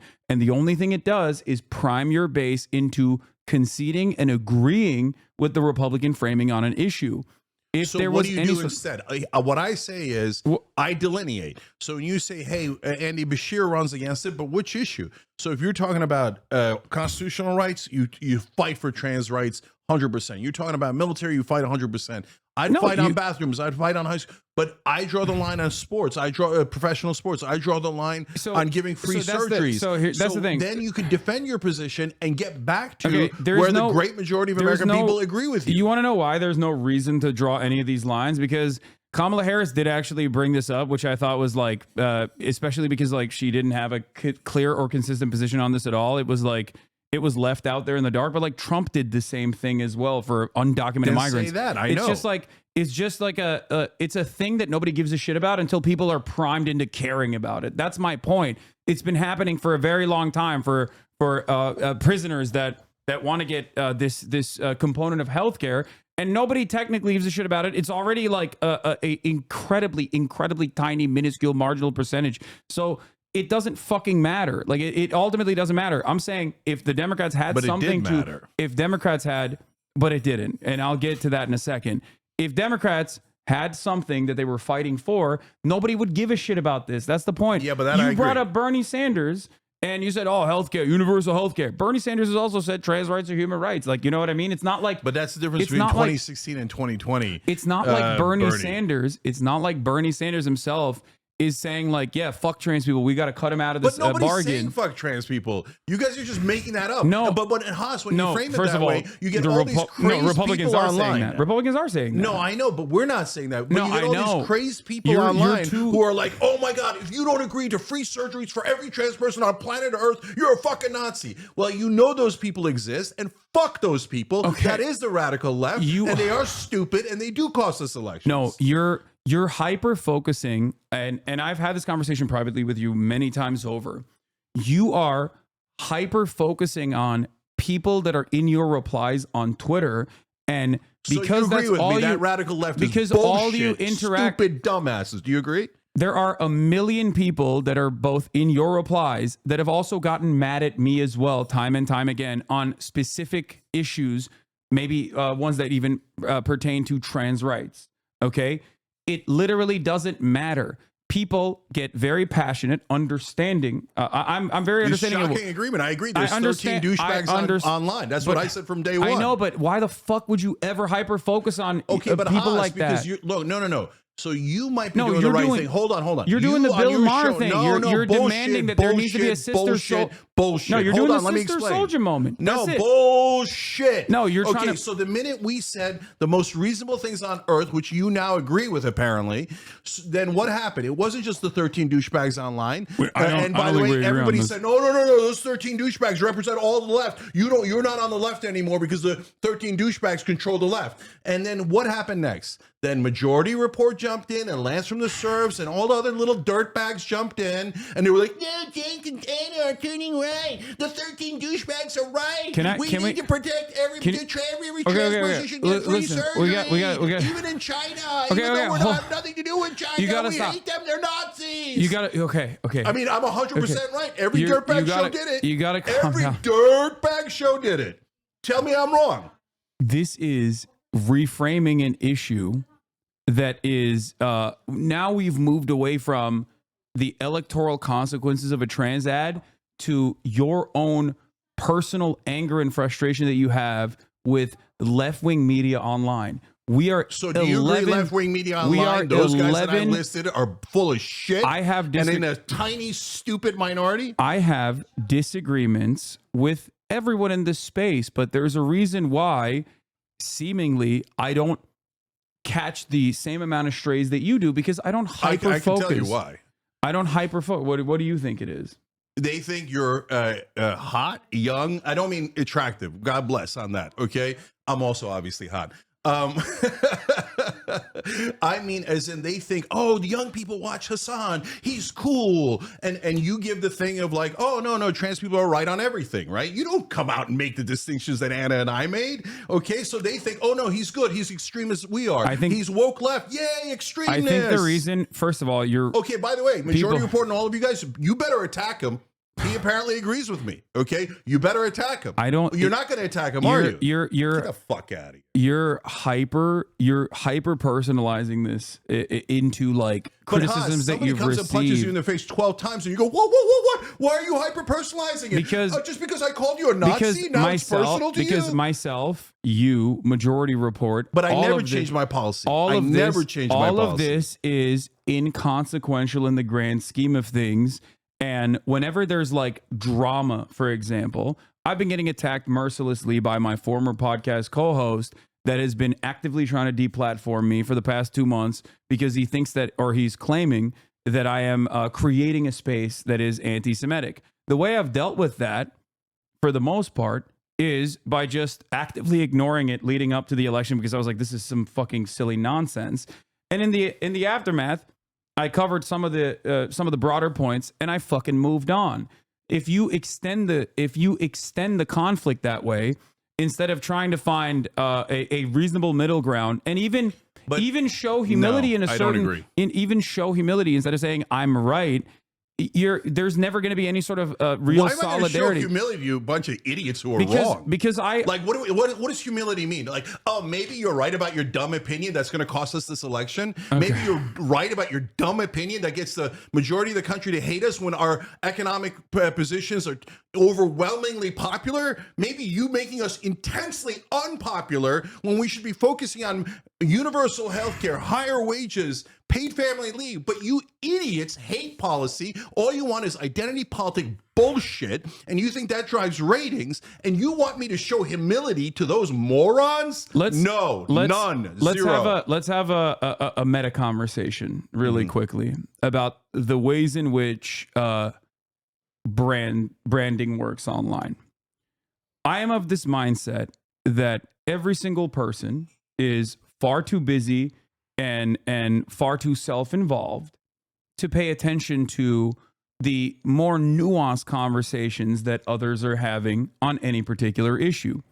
This is why, even when there is like a faucet of smears that I am attacked with clips that are completely out of context, I address it and I move on. Okay? I address it and I move on, and I come at this conversation with an understanding that most people are not fully aware of what my analysis is on any particular matter. This has happened in the past with, me purchasing a house where people were made a big fucking deal about it. It's okay.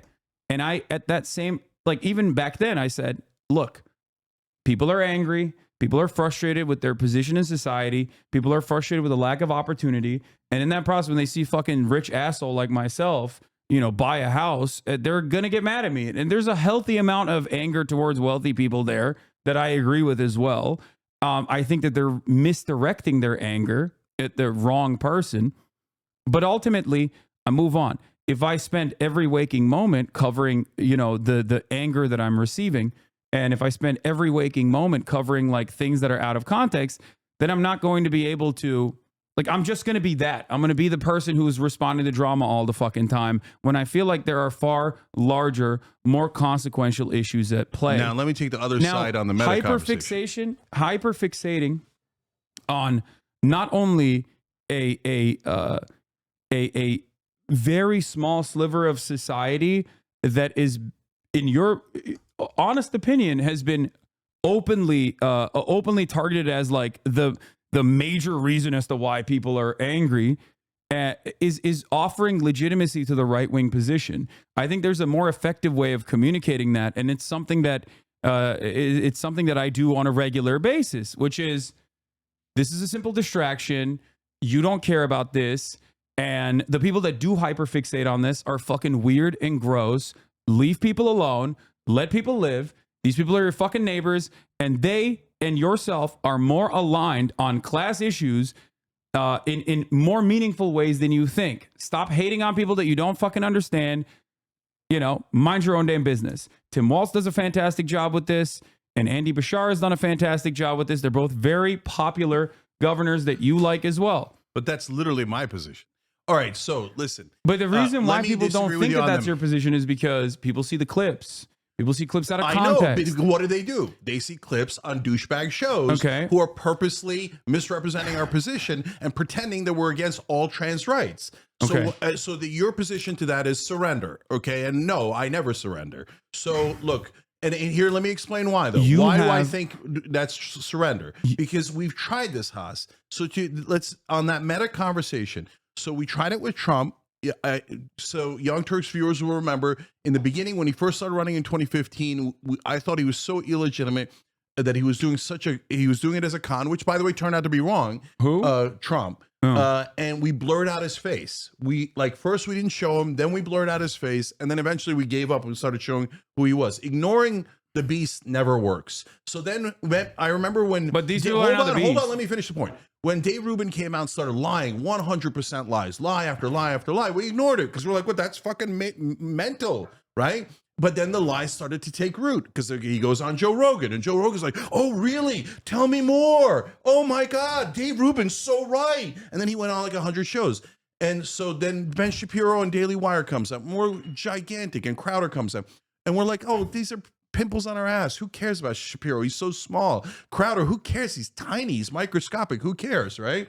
And we didn't address them. And you know what happened? They festered and festered and festered. And next thing you know, Dave Rubin, everybody started to think, oh, I wonder if he's right about the Young Turks and they have some evil, nefarious purpose or something.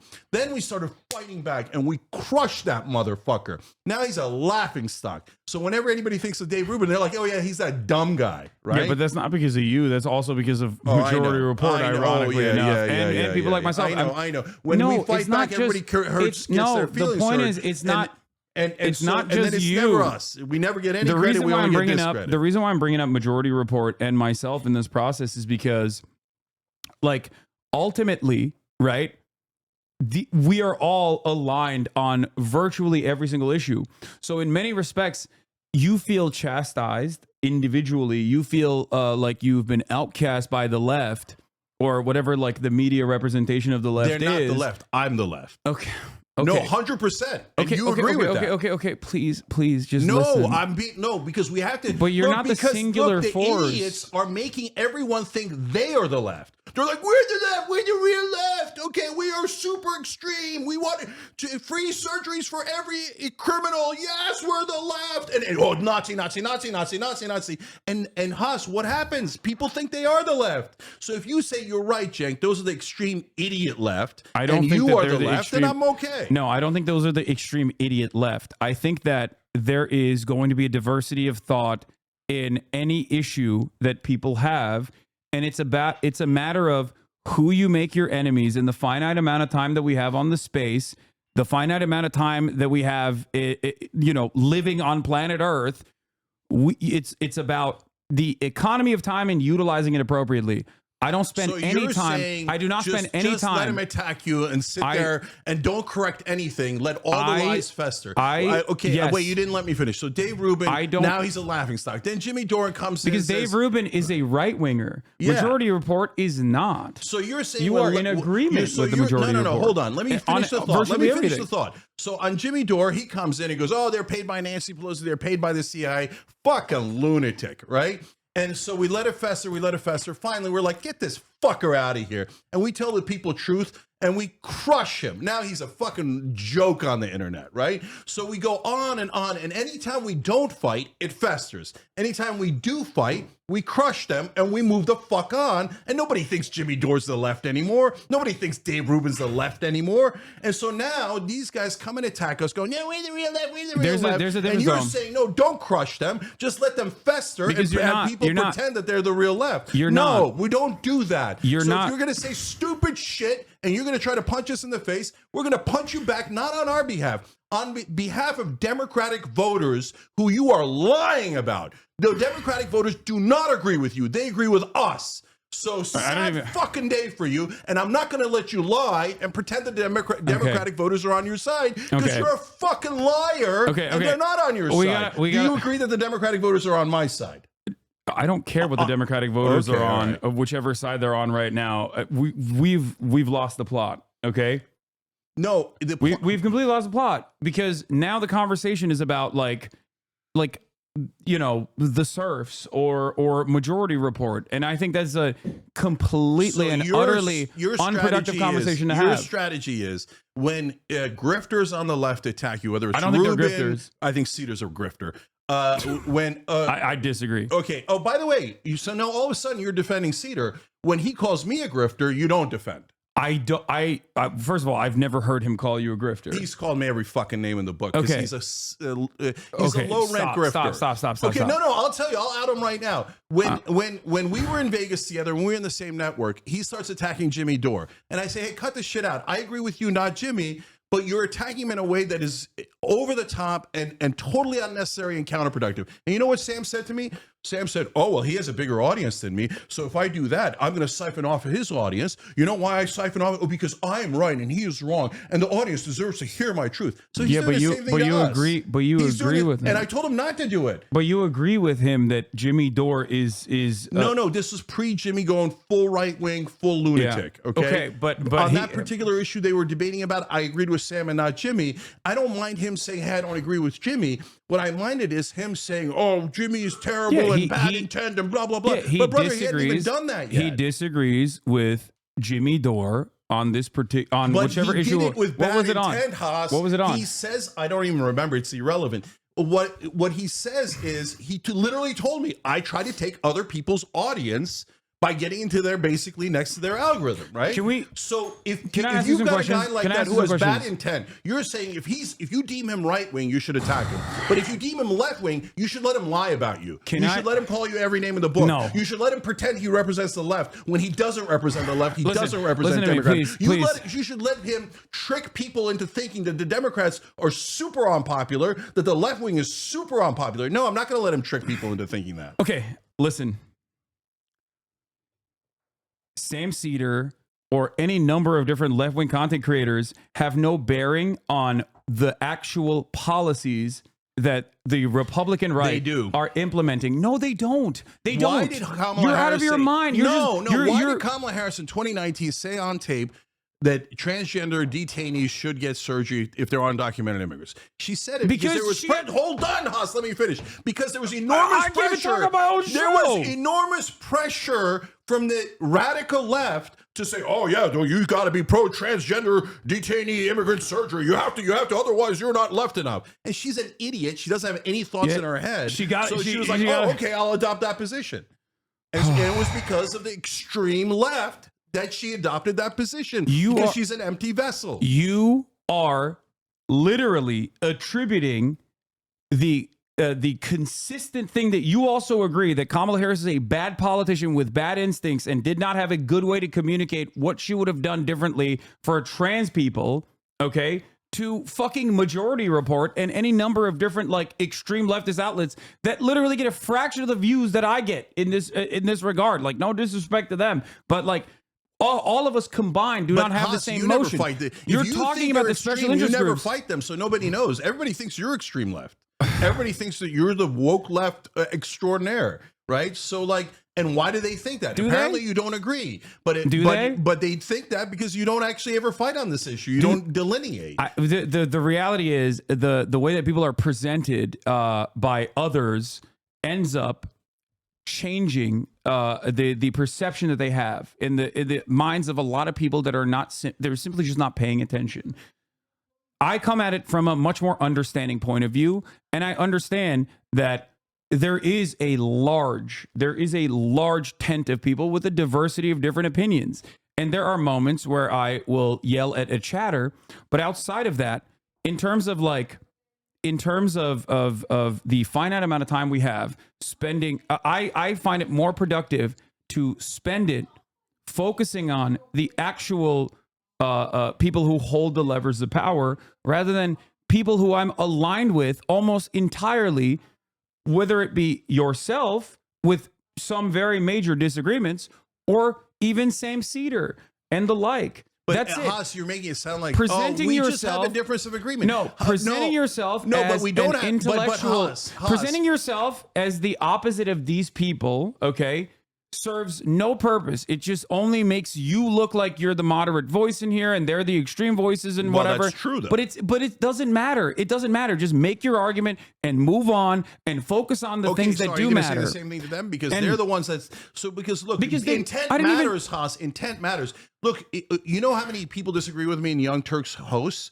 So I had this giant same exact debate we were having about the trans ad with Jordan Ewell and with Jules Sulzdev. I can't. This is the one time I get it wrong, Jules. I love those guys. Francesca's in our network. I disagree with them all the time. We have the debates on air. There's nothing wrong with those debates. That's wonderful. No problem at all.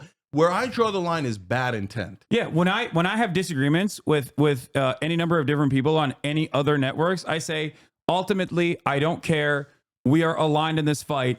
We care about protecting undocumented immigrants. We care about protecting trans people, and I'm not going to pay too much attention to this because ultimately, I don't give a shit if there are disagreements. I have disagreements with my friends all the fucking time.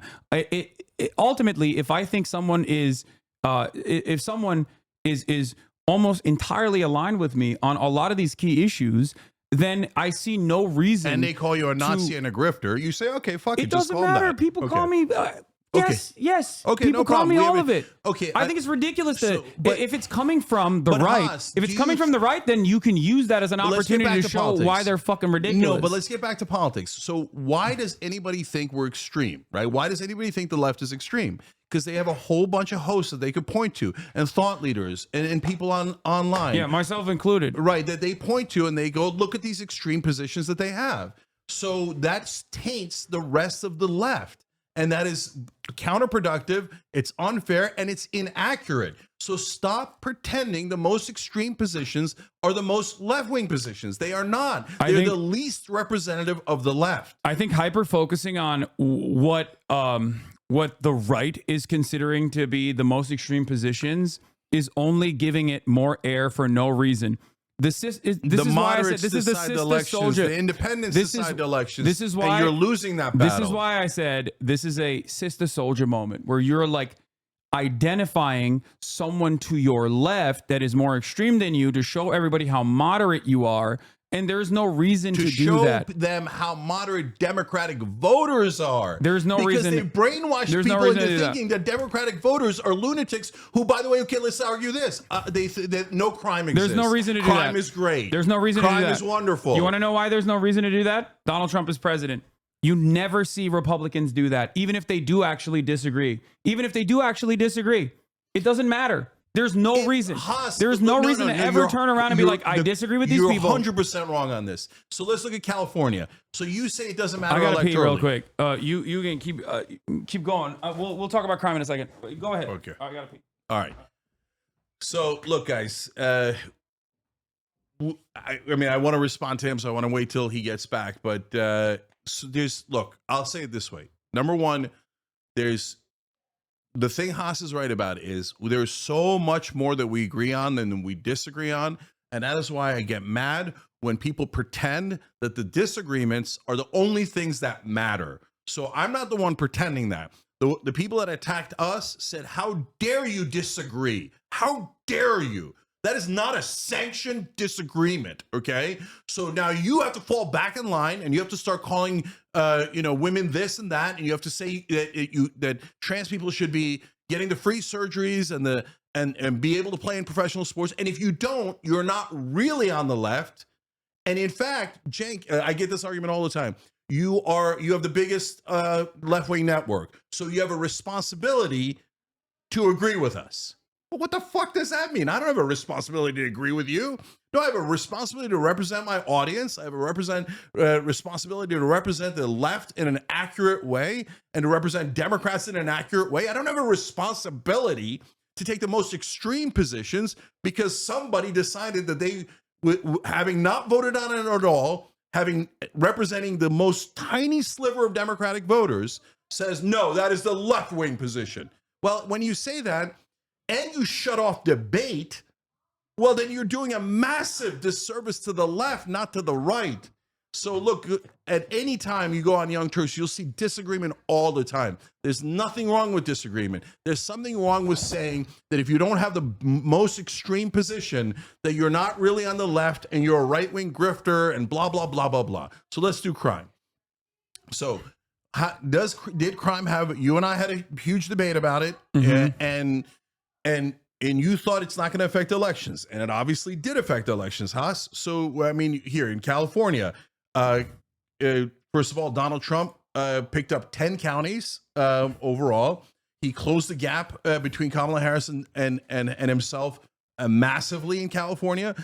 George Gascon lost 60-40.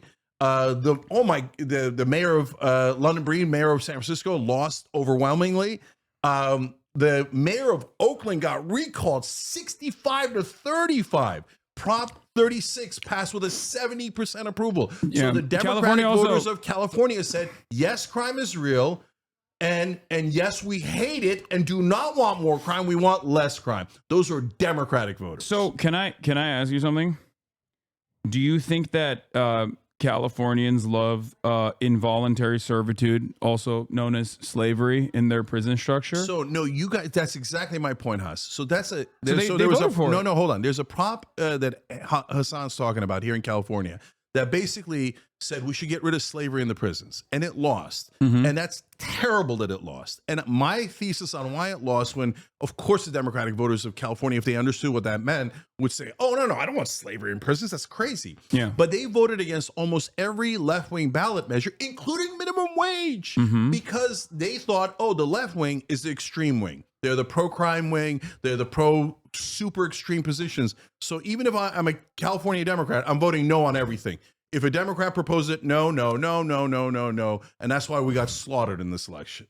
So, okay. So, number one, you and I both agree. Well, if I were to ask you, I think, do you think the people of Mississippi are more, are more progressive than the broader California electorate? You would probably say no. No, culturally, no.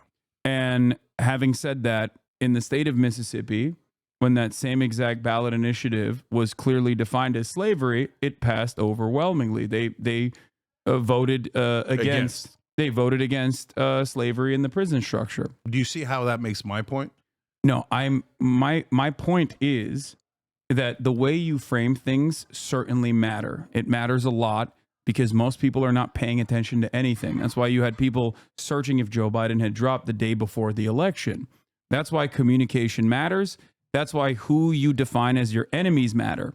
But if we're going to talk about, so perception is important, and narrative in many instances is more important than the truth, right? We agree with that, especially in this day and age. So framing matters a tremendous amount. We agree. Yeah, framing matters a tremendous amount, and also narrative is more important than the truth. I think this is something that you would agree with as well. Then again, you get into short run, long run, but yeah, it's super important. It is. I mean, this is a narrative. This is is super almost important. This is almost a callback to the Alan Lichtman conversation, right? Like disinformation played a big role. It's not just disinformation. It's also information that's coming out of like legitimate sources with authority, like legitimate outlets of information that people still trust, like their local news stations. 90% of it is owned by Sinclair Broadcasting. They're super right wing. Yada yada, but also newspapers, national newspapers, things that people care about. Fox News now dominates the media consumption by 73%. Last time I checked, it's an insane number, right? So in that process, I think something that fell apart for the Democrats and their unwillingness to actually fight back and counter message on anything because they're cowardly was the issue of crime.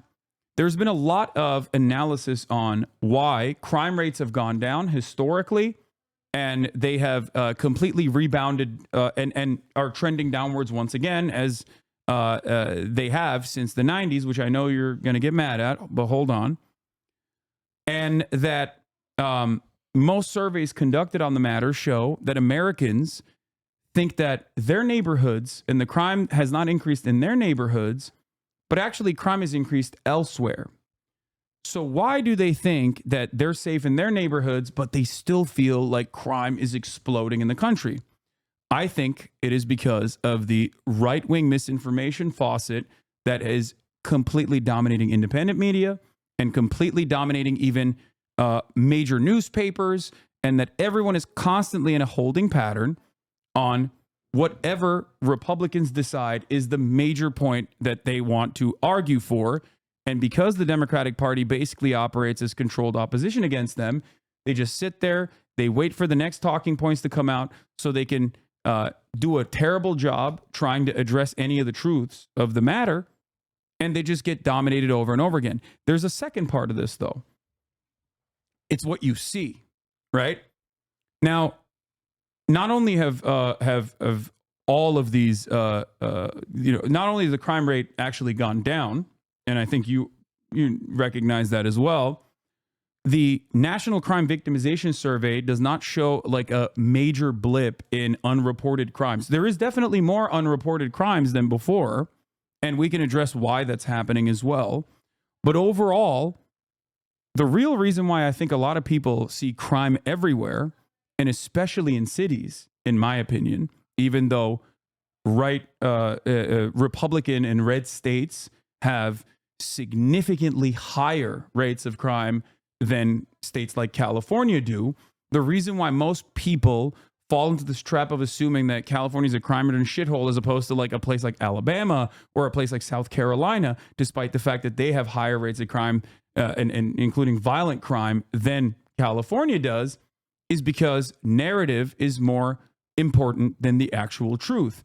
Also, the reason why Californians themselves genuinely believe that this is also happening and no one is addressing it because it's actually happening.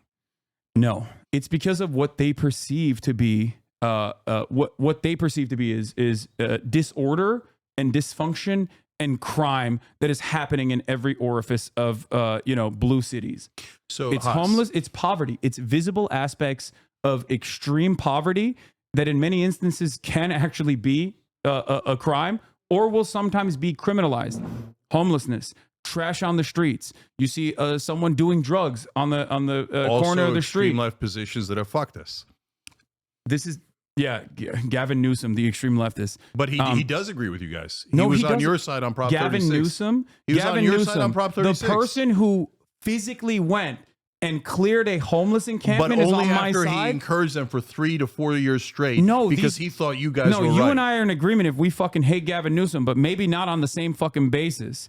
I hate Gavin Newsom because he refused time and time again, despite numerous ballot measures that wanted to fix one of the most significant, most consequential aspects of why homelessness persists in a state like California. He refused to do it because he's backed by the same fucking corporate investors that say, do not fix the housing market. Do not touch the housing market at all. Housing costs must always go up. The number one reason why homelessness persists, the number one reason why homelessness exists is because people get priced out of the market.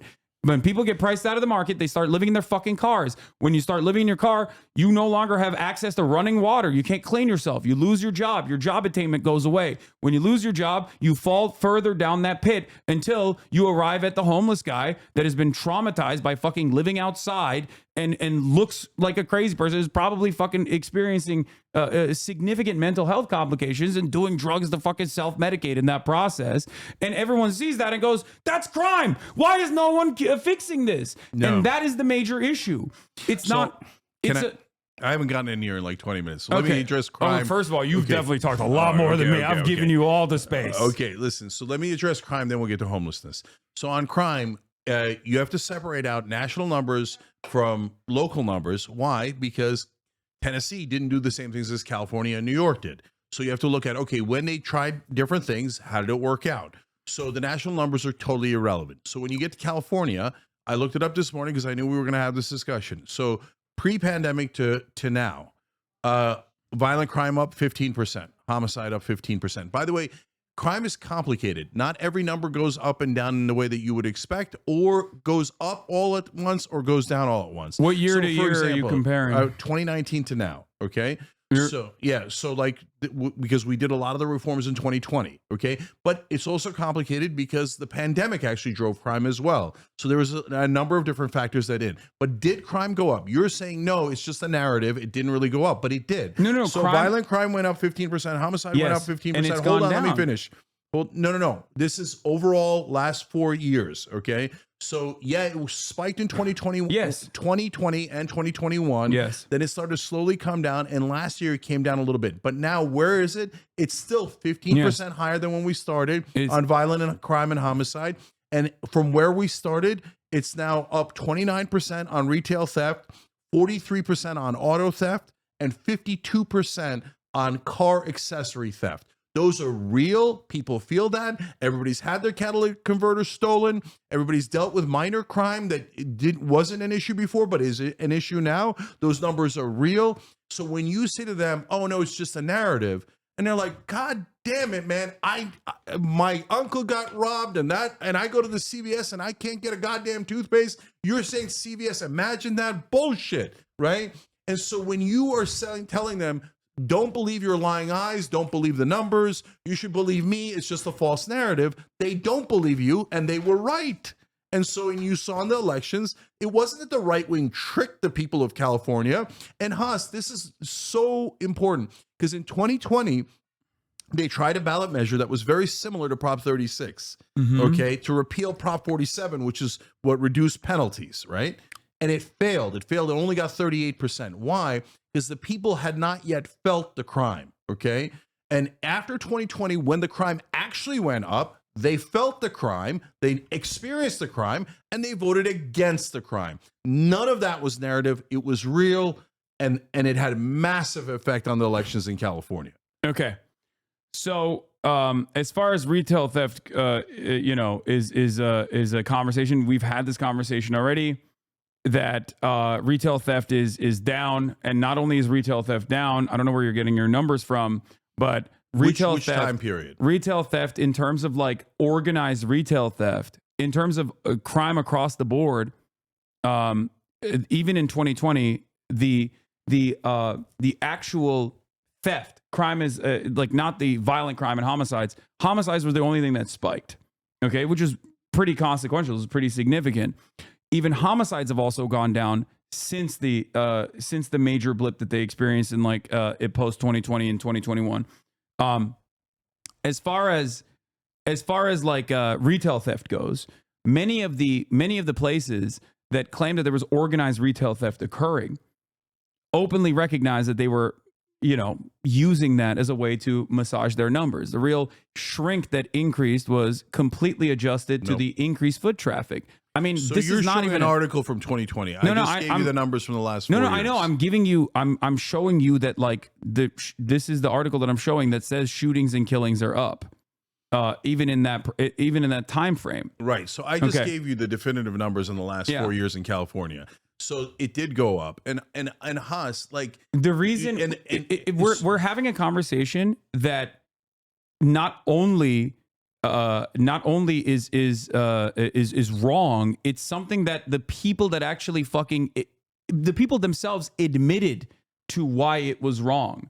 That at the time, I looked at the situation, I looked at the organized retail theft, I looked at the National Retailers Association numbers, and I adjusted shrink and the percentages that contribute to shrink, and found out that the overarching number of thefts that were occurring were not actually happening as a direct consequence of like organized retail theft, because no one is going to be able to steal billions of dollars worth of merchandise by organizing retail theft. It was actually happening, and you might like this, you might appreciate this, because of fucking automation. It was happening because normal Americans, when they go into a store and they do self-checkout, which is more beneficial for corporations because now you don't have to pay benefits for cashiers. Now you don't have to, pay a whole bunch of people to actually sit at the fucking cash register. Now you don't have to do workers' comp. Now you don't have to do paid, family leave or anything like that, or no health care. Now you just have an automated machine that one person is controlling every now and then.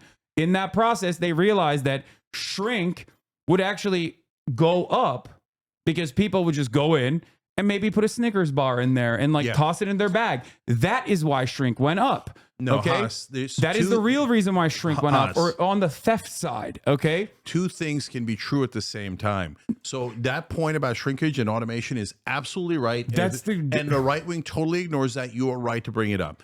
But that doesn't mean that the actual theft at the retail level didn't happen. Number one, the numbers indicate that it happened. Number two, the idea that CVS, Walgreens, all these guys were just decided to pretend that the people were going to steal this stuff and start locking it up when they weren't actually stealing it is crazy. They were actually stealing it. No, people, that's why they locked it up. I know. Do you agree with that? Yes, but okay. So both of those things are true. You can't make up for billions of dollars in lost revenue. But when from people go to a CVS and that shit's locked up, they get super mad. I know, and it goes back to literally the same exact thing that we were talking about with respect to seeing homeless people and being like, this is crime. Crime is everywhere, and instilling a sense of panic. But crime is everywhere, and look. So now let's go to homeless. But you're talking about organized retail theft when this conversation has already we've closed the book on that. That CEOs and CFOs have openly before we go to homeless people. But look, let's talk about the substance. Let's talk about the substance. They've openly said that they lied about it. No.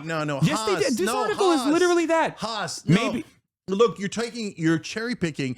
I'm not. And you're getting to a point that they admitted something that they did wrong, that I agree with you on. But I'm telling Yeah, you that two things no, can be true at the same time. What you're pointing out is definitely right. And they've also admitted many other things. They also admitted that they drove up pricing during inflation because they were price gouging and they were taking profits. They bragged about in their shareholder meetings. That is absolutely right.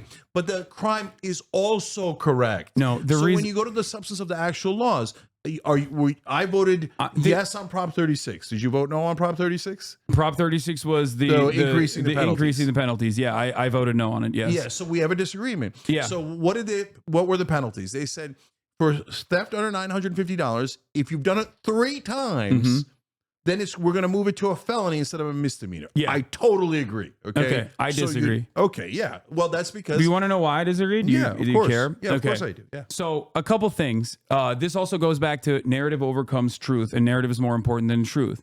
If I were to tell you that the state of Texas has less stringent rules on what constitutes a felony theft than the state of California, which has implemented the $900 policy since like 2014, and it's not a recent introduction into California state law, would you be surprised to find that out? But those two things are crossed together, Huss, because when everybody talks about how California changed the laws and now you can go steal things that are under $950 all day long and it's a misdemeanor, and since it's a misdemeanor, they're going to plead you down to nothing. You publicize that, then everybody goes, shit, let's go steal some stuff because apparently it's totally fine now, and more people go and steal. So that is where the reality meets the narrative. So you're saying that the media coverage over this has led to an increase of people going out and stealing stuff. Both things are true. That the laws were changed, it did make it easier to steal, and then the media covered it, and then more people stole because the media covered it, and they're like, oh, it turns out you could just steal and get away with it. So you and I agree that, like, I'm not saying that no theft has occurred. Of course, it did. We've all seen the videos, right? You and I, on the other hand, do agree that the larger, more consequential increase in shrink came from automation and not like organized retail theft. I think you would agree to that. Yeah, because it's impossible. On the scale of the numbers, I hear you. I mean, yeah. it's I haven't looked at it myself, but that sounds right. It is mathematically impossible for organized retail theft to contribute billions of dollars in lost revenue, because it would have to literally be like pandemonium, because you're the things that you're stealing, the things that you're stealing are not expensive enough. Like, they're not stealing gold bars, they're stealing fucking deodorant and shit, right? So like over time, the real ways in which this happens is if this is a mass pattern change and a mass attitude change that makes it easier to fucking steal small things here and there. Those numbers add up in a significantly larger way to the overall shrink of the companies. They know that. They already baked that into their profit margins because it's still cheaper for them to lay off a shit ton of their employees and allow some people to fucking steal, and it contributes to the shrink. What they also did, and this is not just the Walgreens wasn't the only one, or CVS wasn't the only one. There was a brick and mortar retail is incredibly expensive. They're getting dominated by Amazon, that has now purchased Whole Foods and is doing Amazon Fresh, and they're getting dominated by grocery delivery services. Okay, they cannot compete and maintain brick and mortar retail stores. That's why I believe one of these major chains actually went bankrupt recently. I think it was CVS or Walgreens that literally had to close all of their stores. But we agree on all that. And I'll add on top of that, private equity buys them, and then they reduce their costs. So which then drives if a you vicious understand, cycle. Rite Aid was the one that went bankrupt. I understand all that, but you're not addressing the point. That can be true while crime going up can also be true. No,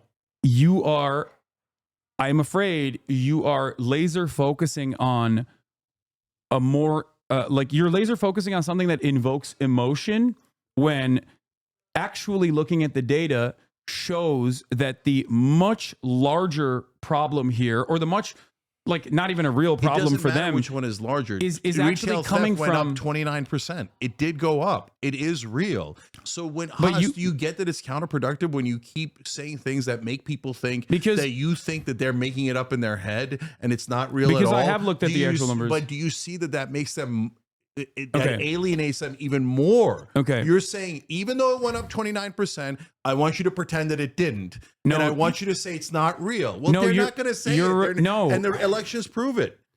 Okay.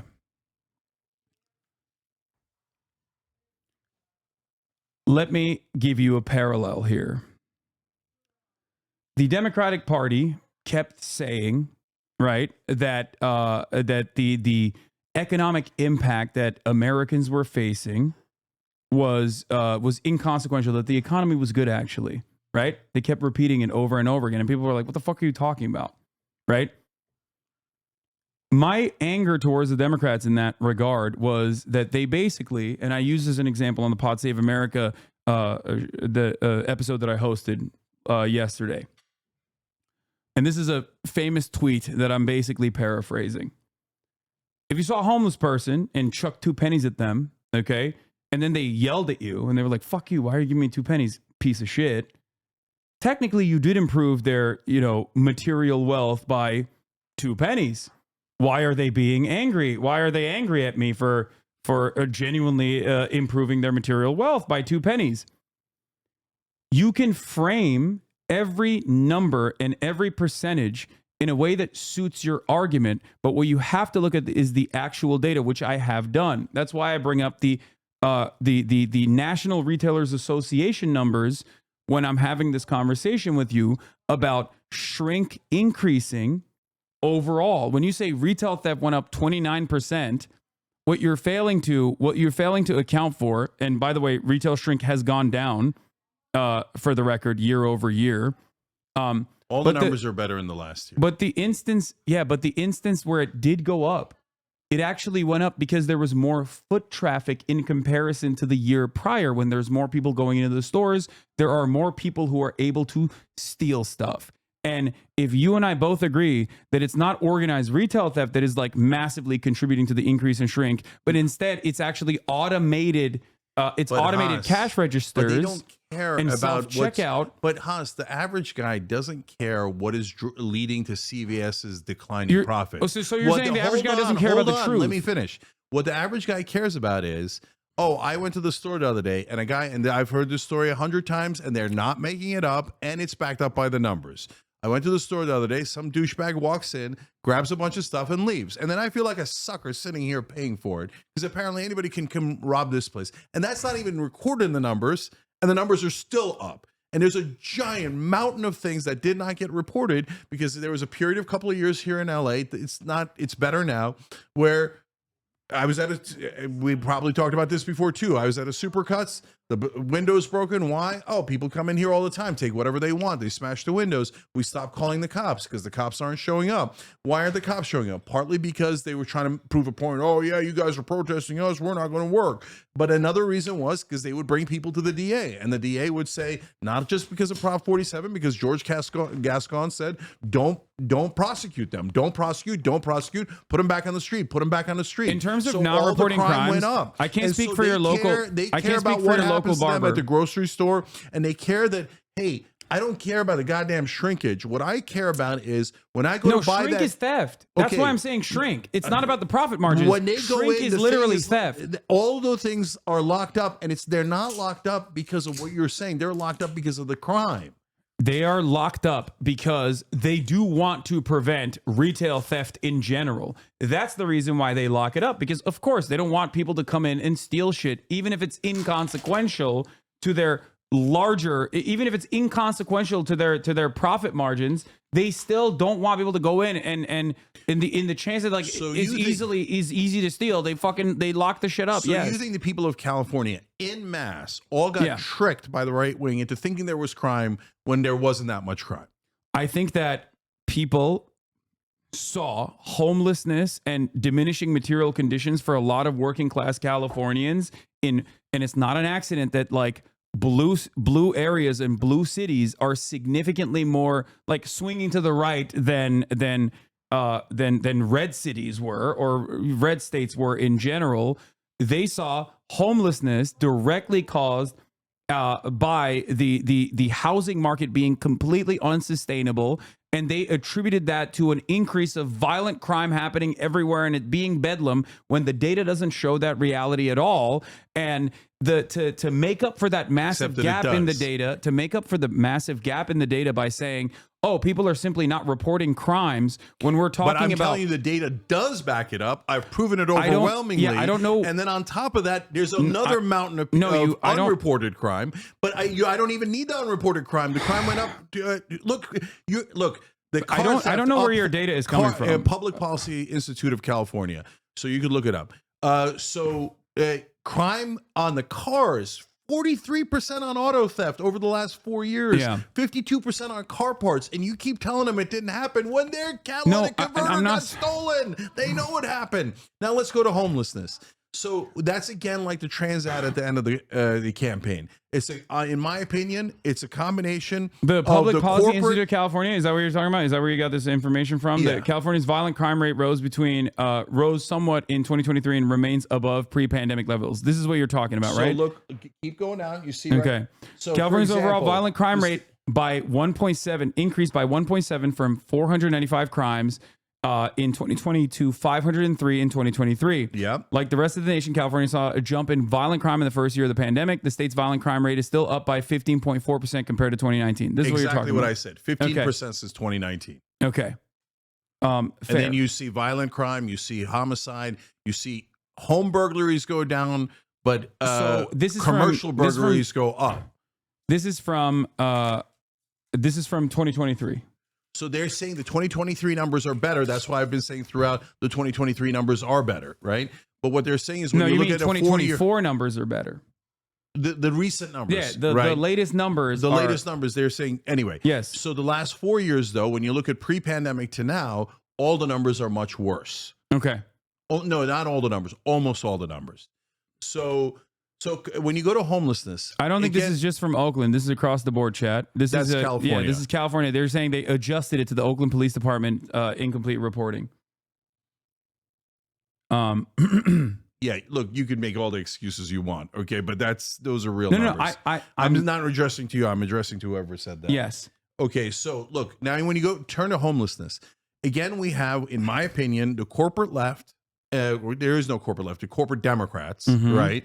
And they, what I would call the extreme left, get together.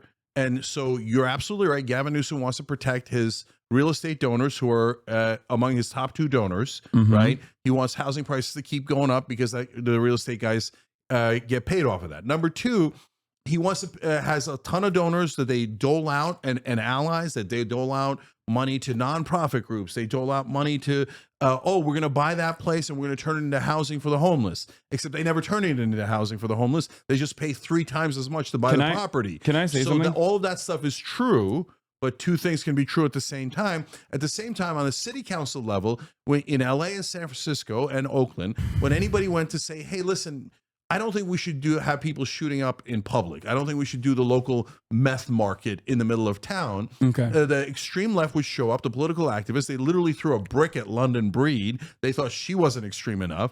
And they're like, no, liberty for the homeless. And they're like weirdo libertarians pretending to be on the left. And so they're saying, no, we should do nothing. Nothing. They have a freedom to stay on the streets. We don't care about this. We're looking at the data. Data is more important than whatever people are saying, okay? What you're doing in this circumstance, when you look at the data here, okay, I'm going to pull this up. I'm going to open this image in a new tab, and I'm going to zoom in, okay? What you're doing in this situation is basically looking at just this portion. Because that is what the voters look at when they're going into this election. And not looking at, I know, but you're not looking at the overall trends of crime. I know, but I've pointed that out 1,000 times. I know, but that trend that happened in the 1990s has nothing to do with the trend since it's 2020. It's not just 1990s. Like it's since 1960. Since 2000, okay, crime has noticeably decreased and continues to do so. But no one disagrees with that, Haas. Okay. So when you say there's a blip and what we have to do is basically engage in even more rigorous enforcement in a state that has literally by the Supreme Court in the past been told to reduce the number of reduce the number of people that are in their prison system, because the prisons are filled to the brim with a bunch of nonviolent offenders with no indication that they're going to reoffend. But that's not what has happened at all. Saying that, no, these are recidivists, Haas. That's why Prop 36 fixes the problem of recidivism. If you've done it 3 times, brother, you're a recidivist. See, this is right? where we totally, completely disagree with one another. If you think that like the 3 strikes rule in any sort of implementation of like, it goes from misdemeanor to felony, absolutely, more aggressive prosecution and more draconian punishments being implemented are a demonstrable failure universally. That's the reason why America has a higher rate of recidivism than all of the other comparable OECD nations that have significantly more tolerant approaches and significantly better solutions in terms of identifying why crime happens, which is poverty. You're conflating 2 different issues. I'm not. America's prison system is awful. It needs massive reform. There's no reason for us to have this brutal, stupid system. It contributes to a lot of the problems that we're having. But at the same time, when you say, hey, if you do this 3 times, 4 times, 8 times, 9 times, I'm still going to keep it a misdemeanor. That doesn't have anything to do with the state of our prisons. I'm not telling you it does. No, hold on. I'm not That's telling the reason why they're doing it. I'm not telling you to beat those guys. I'm not telling you to torture those guys. I'm not telling you to put them in jail for the rest of their lives. This is not 3 strikes and you're out. This is 3 strikes and it's a felony, brother. It's a felony. You're saying 18 strikes. That motherfucker goes into the store, robs it 18 times, and you're still going to call it a misdemeanor? Do you agree with the crime bill now of Joe Biden, the architect of the crime bill, like crime control bill? That was a successful method. So that is a complicated calculus, because back then what they would do is they would say, and this is what I hated, and this is the criminal justice reform that I wanted, which is, oh, you smoked marijuana. That's it. We're putting you in prison for 20 years. What the? No, I don't agree on marijuana. That's not what I asked. That's not what I asked. But you're asking me a bill that has all these different parts. Some parts I agree with and some parts I don't agree with. I'm asking you a very specific component of the bill, 3 strikes law, which means that if 3 strikes and you're out forever, no, I don't agree with that. Okay. So, but you do agree. That's a life sentence. Okay. I'm not saying that. This is 3 strikes but you do and agree it's a felony. But you do agree in adding more aggressive, adding like a felony attachment, more aggressive to punishment. Okay, not brutal punishment, not weirdo torture punishment, but normal aggressive punishment. Okay, to why don't you? Why don't you agree with the 3 strikes law on principle? Because it's too draconian and it doesn't match proportionally the crime. Because your 3rd strike, like happened in Louisiana, was a guy who stole a slice of pizza, got a life sentence. No, that's disproportionate. When you smoke marijuana and they give you a life sentence or 20 years or 10 years or even 1 day, that's disproportionate. So for you, it's $900. So we want a criminal justice reform to bring us back into moderation, not to bring it back to a different extreme, the opposite extreme. Okay. So petty theft being considered a felony is something that you're on board with, as long as it's not just like a slice of pizza. No, as long as you're doing it over and over again. So if somebody goes and steals something, they're a kid, they're 14, do I want that to haunt them the rest of their lives? No, I don't. Okay. But somebody's 27 and they've now committed 8 robberies of stuff that's $850. And if you let him out, you're an idiot, you're a schmuck, and he should come to your house and rob that house over and over and over again, because you're saying, I'm cool with it. And I'm not cool with it. You do it 3 times, that means you're a fucking criminal. This was not an accident. You did it on purpose. And I'm not saying throw the book at you. I'm just saying it's obviously a felony. If you can't understand that that's the moderate position, then you're out of step with the voters. Okay. So the reason why I have a different approach to this than you, I think, is because I understand the state of the California prison structure, and I understand that California already has some pretty fucking awful and draconian punishments that they implement. And that is the disagreement here. I understand that the crime apprehension method, the best possible way to reduce crime, is by improving some of the most consequential aspects that cause people to go and do crime. I don't think that people do crime because they're like evil people. I think they do it because in the overwhelming majority of circumstances, they are a victim of their material conditions. They're a victim of circumstance. If you No, you're going too far. wait, what do you mean? So does poverty contribute to crime? Of course it does. Okay. So when the right wing says, "Oh no, it's just like evil, demon possessed people, and their socioeconomic condition has nothing to do with it," that's absurd. Of course, poverty causes crime to some degree, but you're taking a macro issue and applying it to a micro case. So when the guy goes in and hits a woman in the face with a brick, that's not because his material conditions were problematic. That guy's got mental issues, okay?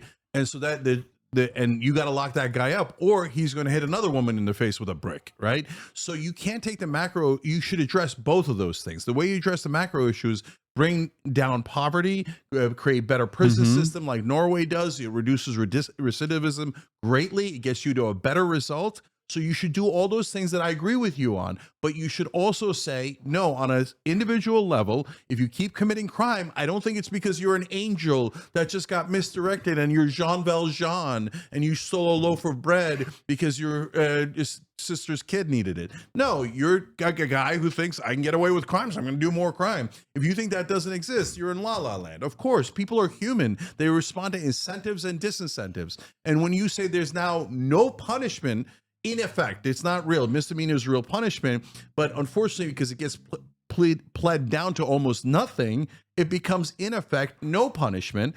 Of course, normal human beings are going to react by going, "Okay, I guess it's illegal to steal now." Okay, but since I thought we established this basis that in terms of retail theft being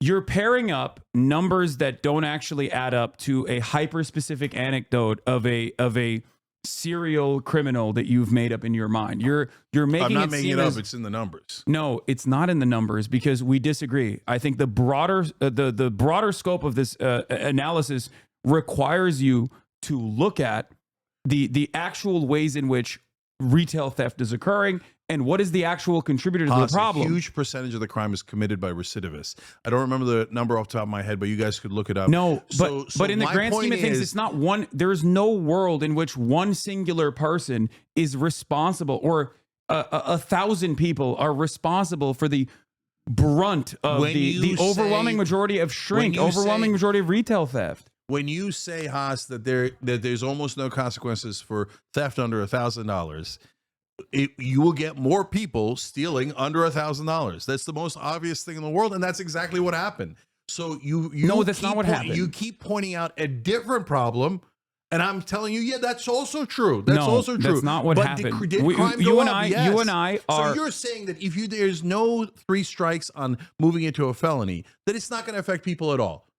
Are you actually saying there that? is no world in which people are actually contributing to the retail theft in a meaningful fashion because they're constantly going back and stealing. You keep That going is- back to retail theft. How about the catalytic converters? Okay. How about property crime? How about auto theft? Fine. The reason why I'm using retail theft as an example is because you use it as an example. But and all it's these one examples area are the same thing. and They're and all it's going one up area that I actually because have. we're not punishing it. It's one area where I have Should we actually punish looked it? into the data. That's the reason why Should I'm we punish using it, retail or theft. should we say, "Oh, those poor angels"? Crime already gets punished. That's the whole point. That's what But I'm a saying. misdemeanor is basically not punishing. No, that's not true. The idea that like criminals are not being punished at all in the state of But California because of is a cash ridiculous bail. lie. No, but Haas, you're literally wrong here, factually incorrect. When you have no cash bail, combined with lowering felonies to misdemeanors, what it does is it says this is a misdemeanor. I cannot keep you in prison.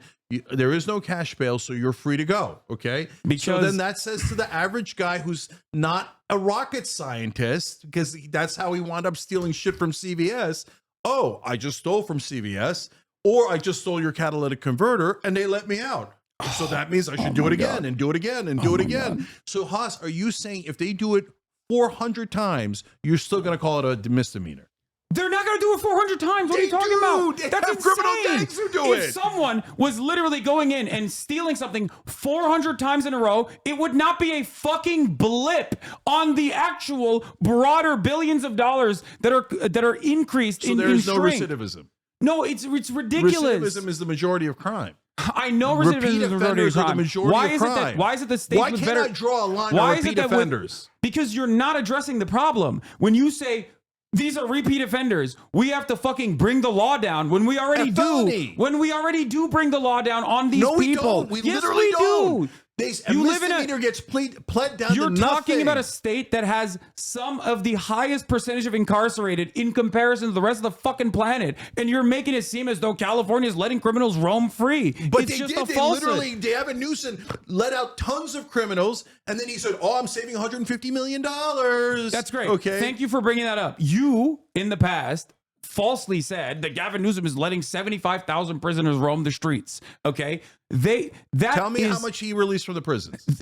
Do you He's know? like Bane from like Batman. Do you know the structure in which this prisoner release program works? Do you think that it just means like, oh, you're a rapist? Go ahead, be free. I never said that. Okay, you're a thief. No, go ahead, be free. No, they're saying, hey, you have not served your time, but Gavin Newsom would like to save more money so he can give more of it to his donors. So Great. we're going to let you out of Great. prison, even though you didn't serve your time. That's how it happened? No, that's not how it happened. Okay. They looked at people with less likelihood to reoffend, and they actually still went through the same exact process that you normally go through in a state where They changed the law, the penalties. Haas. It can't in a be the same state- process if in they a change sta- the law. No, the process is still the same. They just shortened the sentences in a state where sentences are already so fucking long. We're talking about people who are going to spend 30 years in prison, and they've And spent why 20 were they going to spend 30 years and in they've prison? spent 20 why were they years- going to spend 30 years? Because they stole pizza? No, because they committed rape I or don't, murder. No, just listen. I'm using 30 as a number. I'm giving you 30. It could be 5 years in prison. Okay. They were going to spend 5 years in prison. They've spent 3 already. So now they've actually put them in front of a parole board ahead of time instead of serving out the 5 years of their prison sentence. That's right. And they're letting them go too early. That's right. I think they that's should serve great. their They sentences. should serve 5 years in prison. You think the extra 2 years? You know what the hell they got the 5 years for? The extra Look, guys, you can steal. I do know. I do know.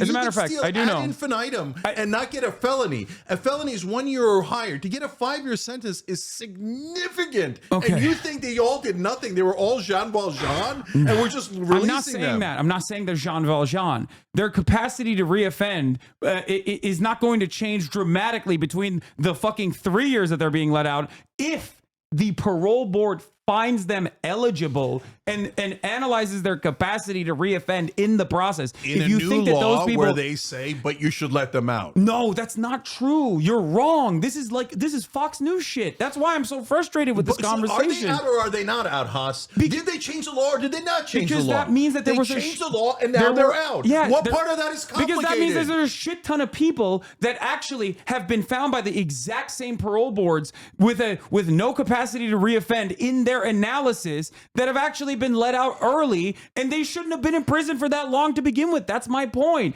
If you think that So they literally let out criminals that you think should be let out, even though you don't know any of their cases. Because I don't believe in the idea that there is a major difference between someone serving a 5-year sentence and a 3-year sentence. So you think all the sentences should be same lower, people, which creates yes. a disincentive, which No, it creates an doesn't. incentive for more crime. If that was the case, then there would be significantly more crime in every other country on the planet than the United States of America. No, their system is entirely different.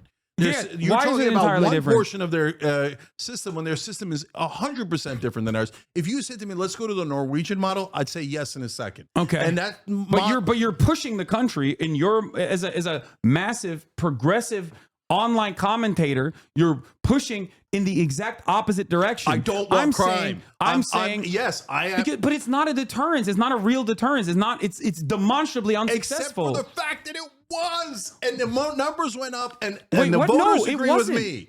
No, and the voters agreeing with you doesn't matter. We're looking at the actual. We're looking so you at. think all the Democratic voters are wrong, even though the numbers prove that they are right. Democratic you voters think voted for recidivism, repeat offenders are no big deal. Democratic voters in the So primary should we process do voted for anything Joe to repeat Biden. offenders? Democratic voters voted in the primary process for Joe Biden. Do you think that the country would be worse off without Medicare for all or not? So Haas, there is both of those. We talked about this already. Both the reality and the narrative have an effect. Mm-hmm. Okay. So sometimes the narrative that is wrong pushes things over the edge and Mm-hmm. makes a difference.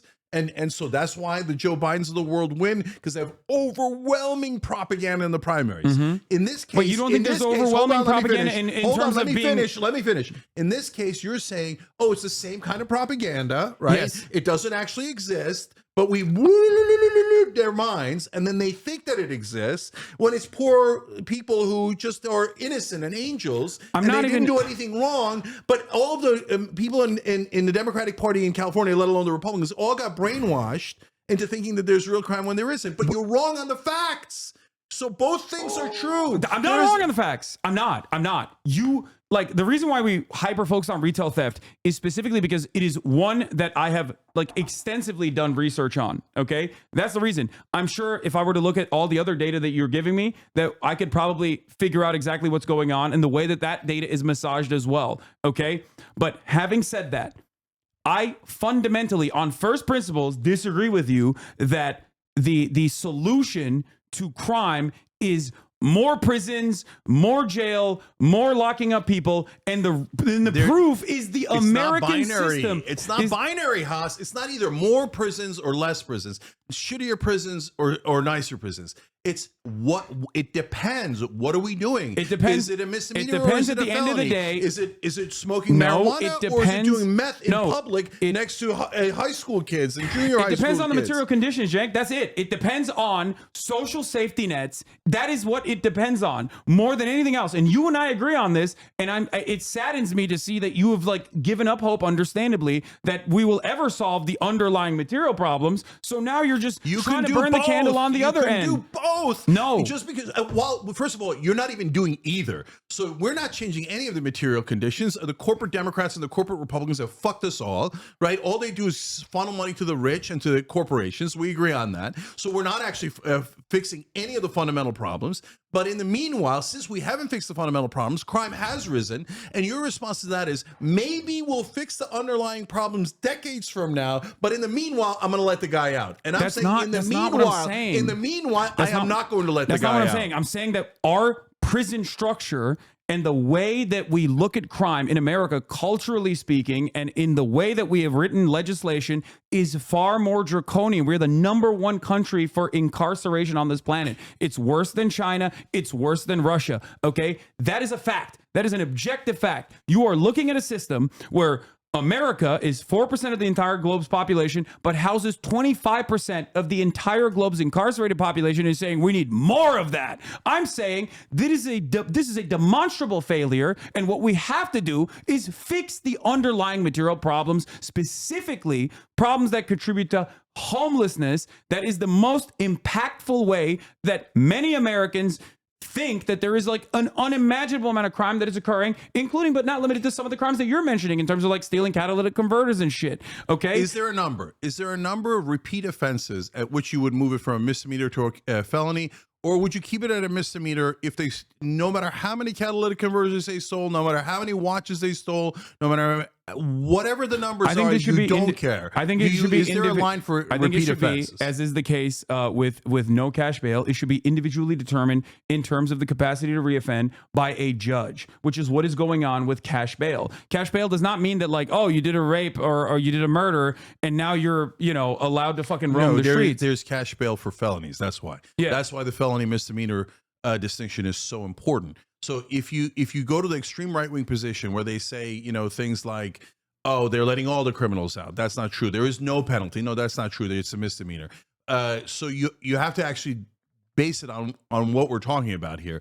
So yeah, the judge has discretion in certain cases, but Yes. now in certain cases they're taking that discretion away. And in a sense, I say give it back to them, because now I think that judges should maintain discretion in terms of someone's capacity to be, a capacity to reoffend in the process of the criminal trial that's being conducted. That is the whole point. The reason why But you were taking discretion away when you said you cannot charge them for a felony if it's under $950, period. No matter how many times they do it, you cannot charge them as a felony. And what I'm saying is, no, you should be able to charge them as a felony. And as a blanket rule, I don't mind the number 3.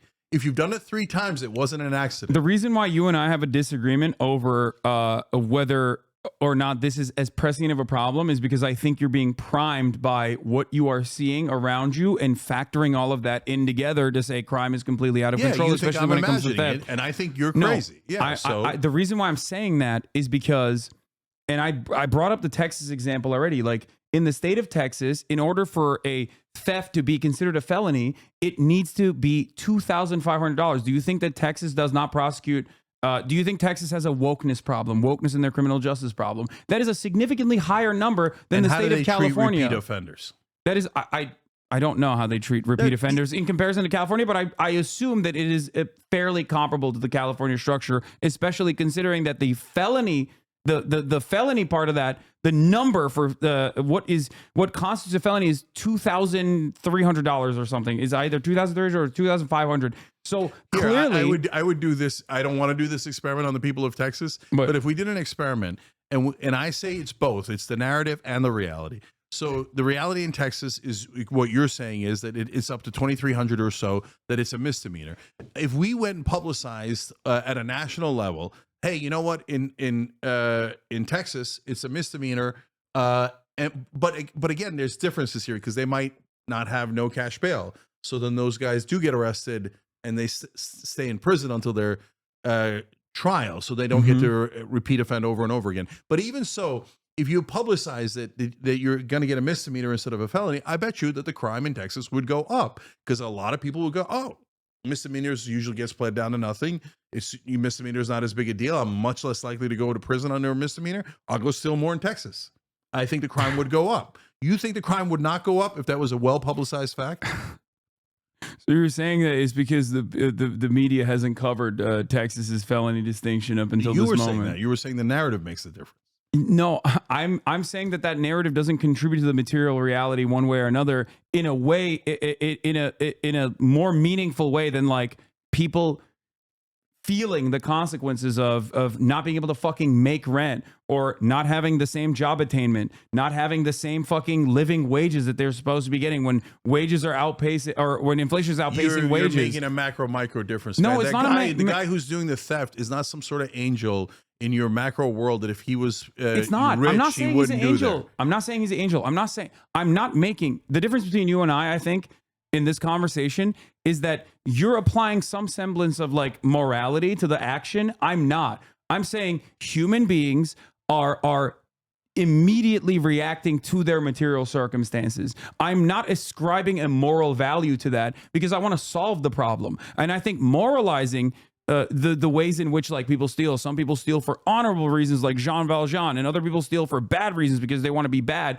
is silly. I look at the data, I look at the actual problem, and I want to solve the problem. And I think moralizing or trying to dive in and trying to dive into the mind of like one criminal over the other is actually silly. And that's not how legislation is written anyway, because if you were to write legislation that way, when people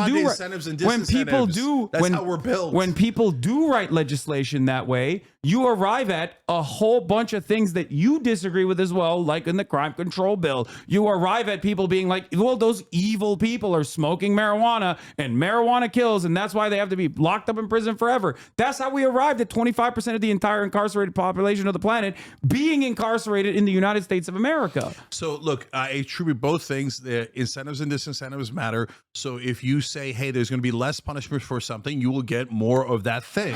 If you say there's going to be more punishment of a thing, you will get less of that thing. If you disagree with that, you're literally disagreeing with human nature. Then on the moral component, which is a separate factor, on that factor, crime is literally us as a society saying we find that to be immoral and unacceptable. You are not allowed to do that. You are not allowed to take from that guy when you didn't earn it. That is an immoral act and it is an illegal act. That is literally what crime is. You're not allowed to rape that woman just because you wanted it. It is illegal and immoral. You cannot go into his house and take his shit. That is immoral and illegal. By definition, crime is about morality. Then the question is, where do we draw the lines on what we think is right and wrong? And what I'm saying to you is I'm drawing them in a different place than you are. I'm drawing them in a place where the great majority of Americans are. And I'm drawing them in a place where I say, let's go solve those macro issues that you and I agree on so that there's less crime overall. And let's do it right. Okay. But in the meanwhile, yes, I am saying you are not allowed to. It is immoral to smash a woman's face with a brick, to smear shit on a woman's face. Things that people literally walked on in New York. It's a misdemeanor now. You walk, no cash bail. You walk, and people got sick of people walking, and that's why you lost California in spectacular fashion. That is exactly as I predicted. 36 passed with 70% of the vote. Okay. I don't agree that people who engage in violent felony assault should be able to immediately Is it a morality walk issue? away. It's like in terms of letting that person walk away, you are constantly in greater danger to society. I don't agree with that. So it is immoral. Yes, I think that. So crime is a morality. Yes, issue. but when you are legislating or when you are actually trying to figure out a way to reduce the number of crime, you can't just sit there and be like, well, that's immoral. Then, okay, then kill that person. We should kill that person. No, you're going to an extreme. No, I'm not going to an extreme. You're going to an extreme. I literally told you earlier. What was my rule? What was the rule? I'm using your argument and moving it to a logical conclusion, which is we should lock away that person. We should lock away that person permanently because that person has done a crime. That's what happens when you. That's not logical at all. That's what happens when you moralize. The punishment no, you don't. Punishment has to be appropriate and proportional to the crime. So it's not a moral position to say you stole a slice of pizza, so I'm going to take your freedom away forever. That is not a moral position. But it's also not a moral position to say you can steal any fucking pizza you like. So what's the right answer? The right answer in that case is a misdemeanor. Sometimes misdemeanors make sense. Okay, but here's the thing. We already have rules in the books that have clearly not contributed to fixing this problem. And I'm not saying that the solution is to just abolish the principle of crime, right? I'm not saying that at all. I'm simply stating that, well, come on, Cenk. Okay. Of course you're not saying that. My anger and my frustration is that we keep looking at wrong solutions and moving away from the actual, like, genuinely successful solutions in reducing the number of crimes that happen, whether it be property theft or whether it be any sort of violent crimes at all. And the example is out there in every other OECD nation.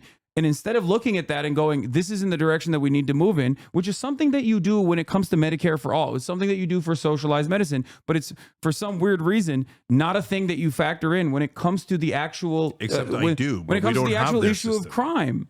I've said like 8 times I do, and I want to go towards their system, but we don't have that holistic system.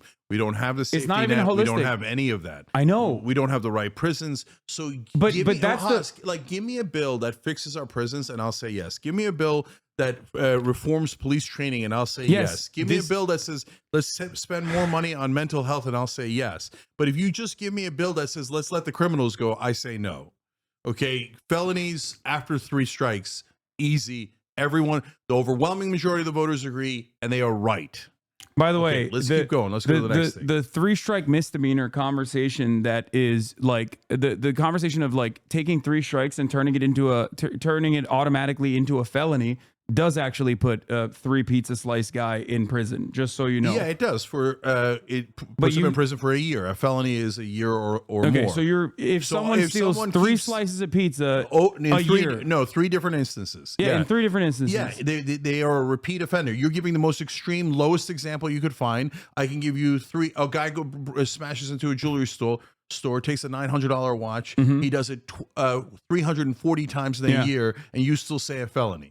Okay, so we both have extreme examples. And I'm saying, that's fine. If you go and break the law 3 different times on purpose, goddamn right it's a felony. Okay, here's why I think you and I will never see the world in the same way.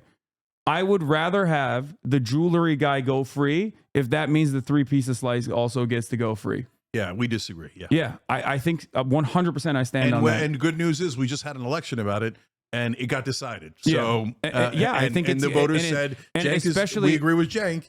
We're not willing to let you rob every place blind because you're worried about the 3 pizza guy. Yeah, and the reason why I disagree with you on this is because, and it's something that you agree with me on as well, that's not even the solution. to the problem. The solution That's to the problem part is of the solution. The solution in to the the problem would meanwhile. be, food banks, and the solution to the jewelry theft guy But the food would bank be is not going to solve the repeat offender guy. That guy's out of control.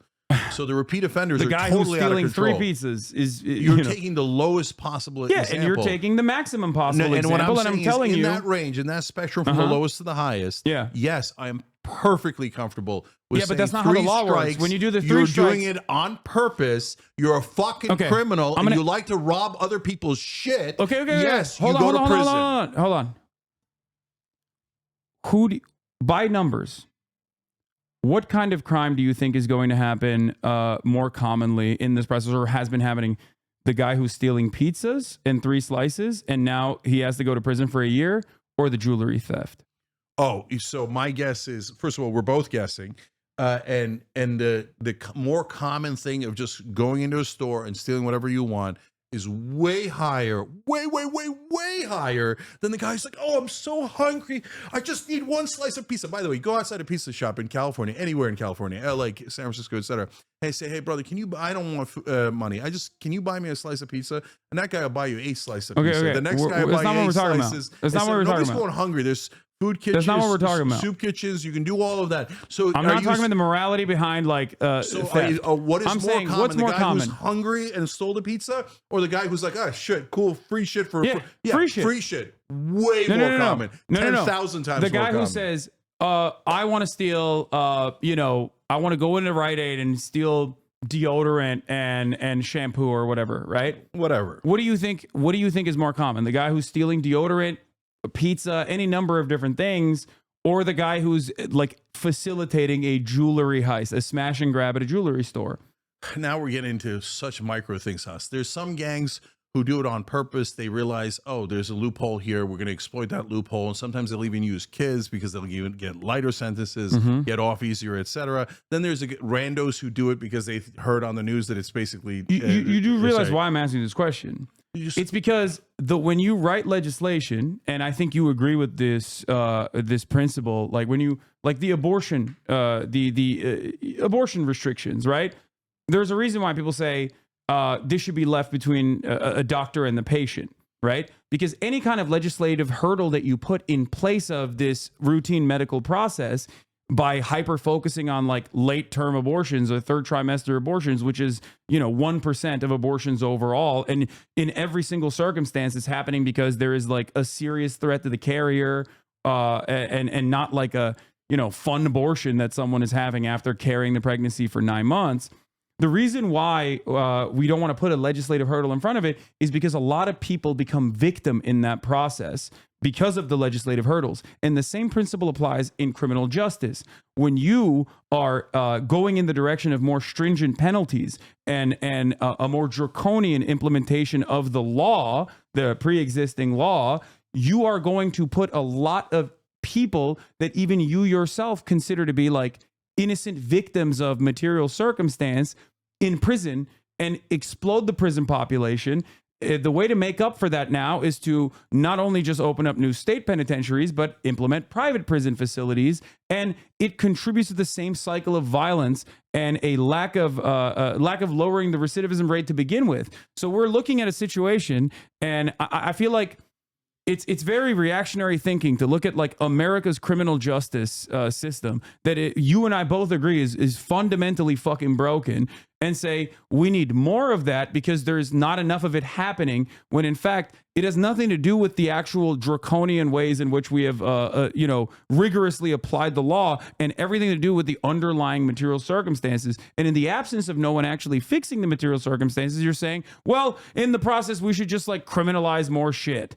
And I think I'm not sure I understood what you're saying, but I'll address a couple of things. First of all, on the abortion analogy, I think that abortion should be illegal in the 3rd trimester, but there should be, of course, an exception for the life and health of the mother that the doctor decides along with the mom. And if the Republicans say, no, that's too broad an exception, okay, we could have that debate. So, but I'm not sure how it relates to this.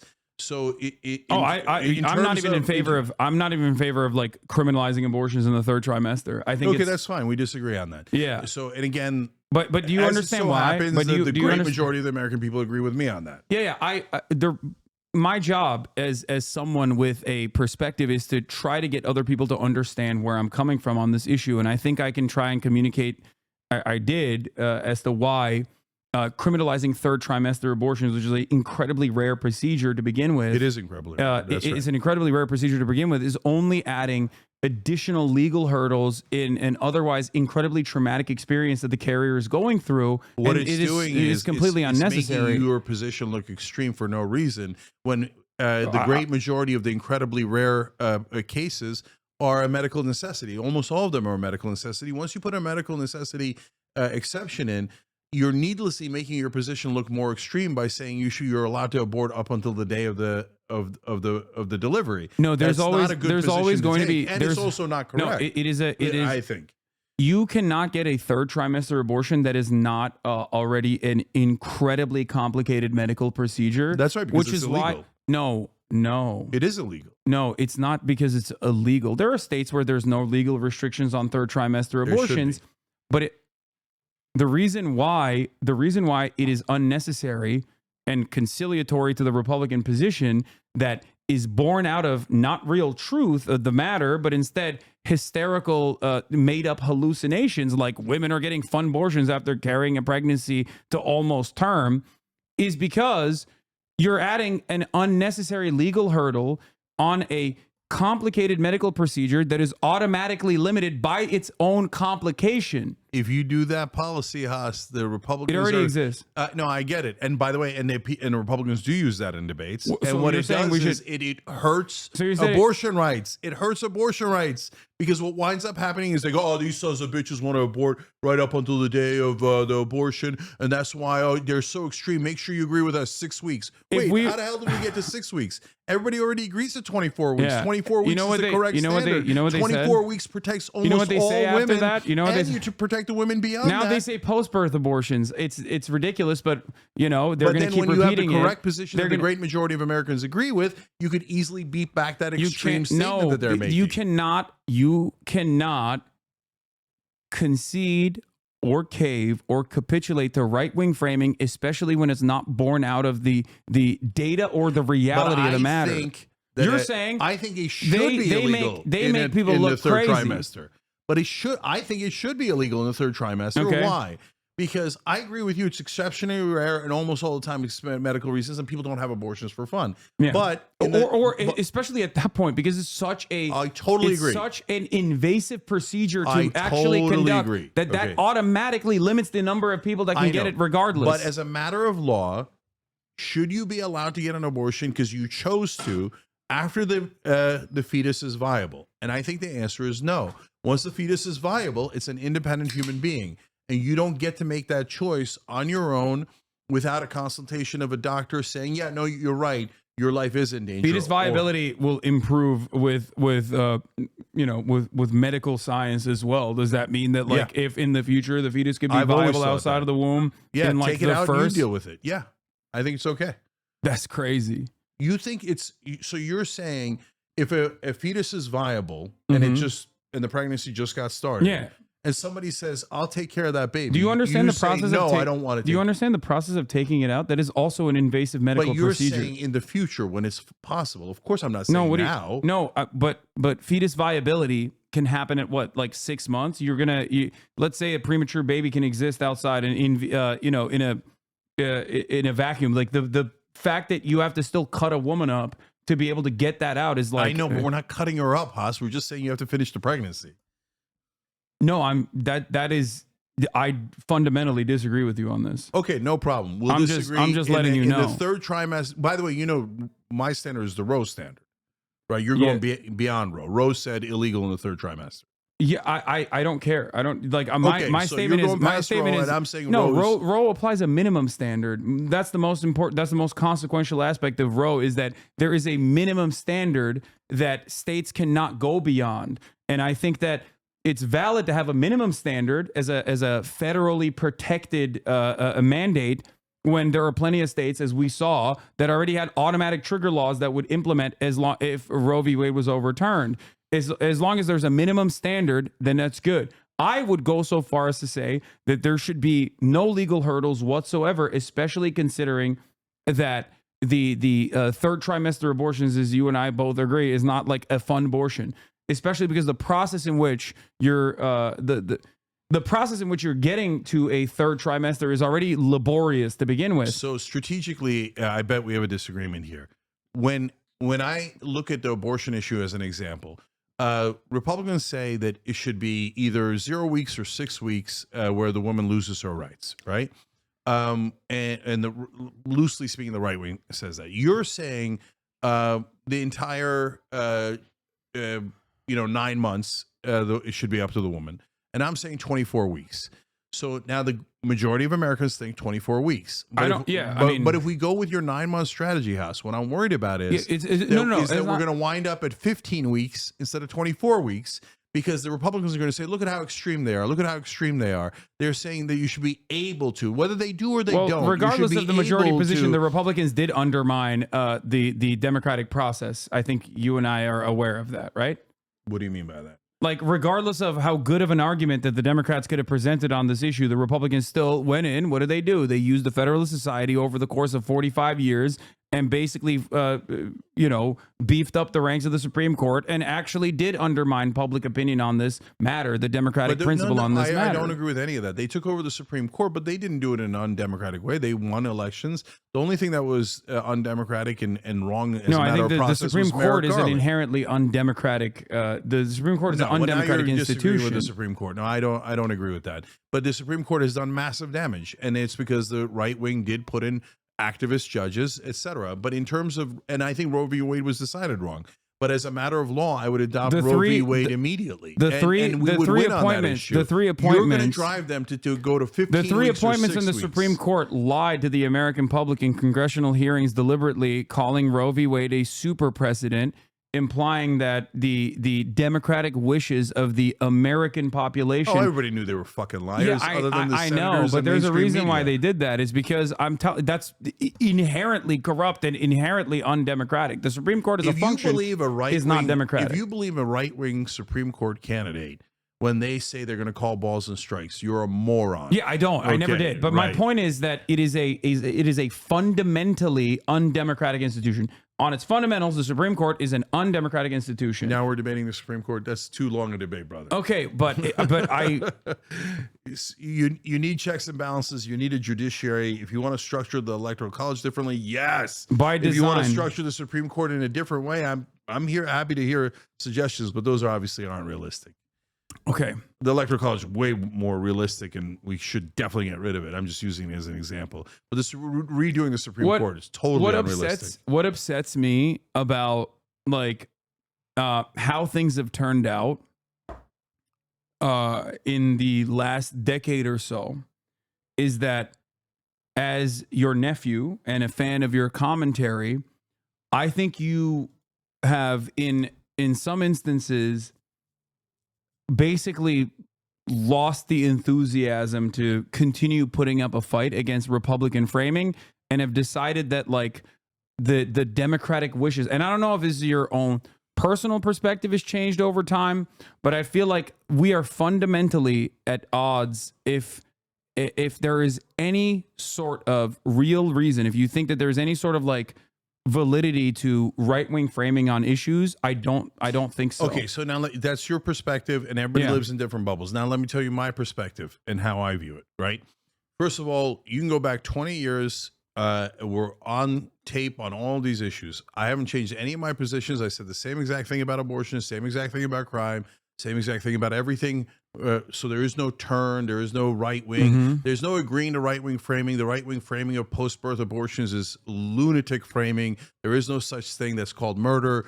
We beat back all the Republican framing on all of these issues. It's lunatic framing that you are willing to concede to, though. I'm not conceding to it. No. Making that up. When you say third trimester abortions, there should be legal penalties for people that get third trimester abortions if they're having it for fun without any sort of medical but I didn't necessity. Say for fun. And so you're saying say that the Supreme Court in Roe v. Wade was agreeing to right-wing framing when they said that abortion should be legal for the first 2 trimesters? That was right-wing framing? No, that was what we wanted. Abortion should be legal for the first 2 trimesters is reasonable to protection at the federal level. that stops red states from actually implementing worse so penalties. let me get to my perspective. In my perspective, what you guys are doing is both. Number one, I don't agree with it on the substance of it, and have never agreed to it on the substance of it. Number two, most importantly, I disagree with your strategy. Your strategy appears to be take the most extreme left-wing position and defend that hill forever and ever and ever.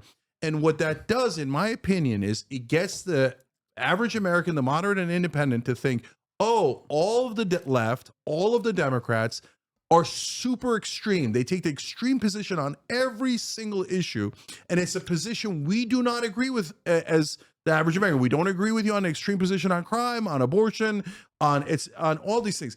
And then what you do when you make that strategic mistake is that empowers the right wing to say, you see how extreme and wrong they are. That's why abortion should be 6 weeks and not 24 weeks, or 15 weeks, not 24 weeks. That's why we should we should go back to the bad old days where we punish people for smoking marijuana. That's you encourage every part of their worst instincts and get people to believe that instead of them being extreme, we're extreme. When in reality, on almost all issues, the right wing in my lifetime, especially the Republican Party, has been so much more extreme than the left has. But you guys have ceded that ground and raised your hand and said, yes, we're the most extreme. Please, we're the extremists, right? I think that's a terrible strategy. I think attributing the right-wing domination over the American political sphere to the left going too woke or too extreme is silly.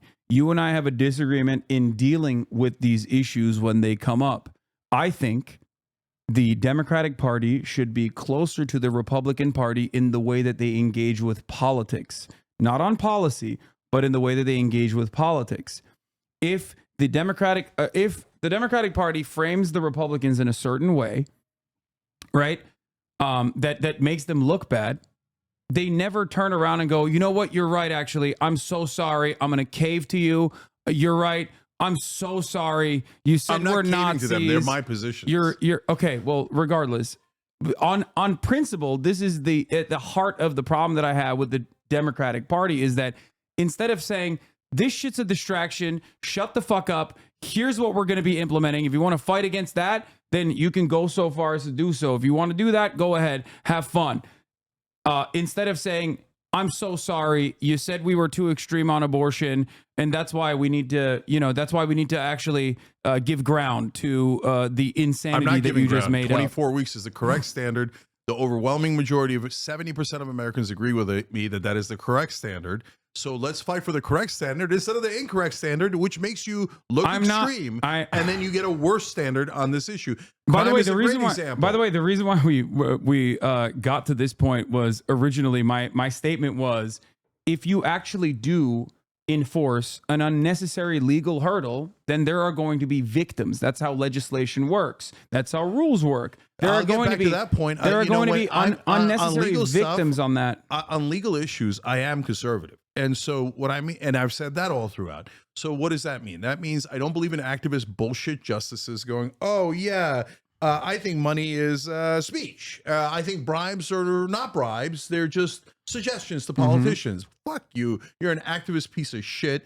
And that doesn't make any sense at all for you to redefine bribery as perfectly legal First Amendment rights. Bullshit. I mean, it led to corporate rule. Same activist judges that made those decisions in Belani and Buckley then turn around in Roe v. Wade and go, oh yeah, it turns out that the Constitution talks about trimesters. The Constitution doesn't talk about trimesters. You just made that up. Okay, so now when you get to crime, well, one would say that it was activist. The liberal principle that we're all taught is that better to let one innocent person go free.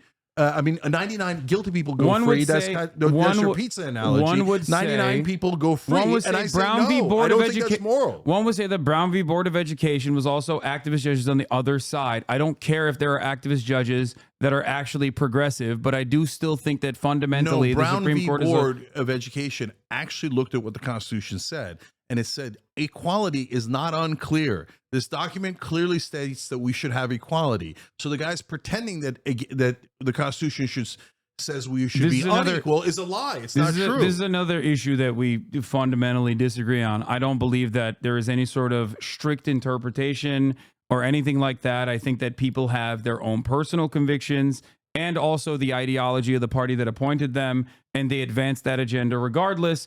And that like the literalist understanding or the strict textualist understanding is a relatively new phenomena that intellectualizes intellectualizes the right wing framing. No, when you get into that, you're going to get into Scalia and all those guys lying through their teeth about strict interpretation. Yeah, they're if lying. They actually did strict interpretation, that would be a different thing. But they don't. They say strict interpretation, and they go, "Oh, Second Amendment." Ignore the whole first half of the sentence and ignore the part about the militias. I'm just going to make up that it isn't about militias. That everybody's allowed to have a fucking Uzi, right? No, that's not what the Second Amendment says. Loving was also at a time when like the Supreme Court also once again did something that was relatively unpopular, and Brown v. Board of Education but they were correct about the Constitution.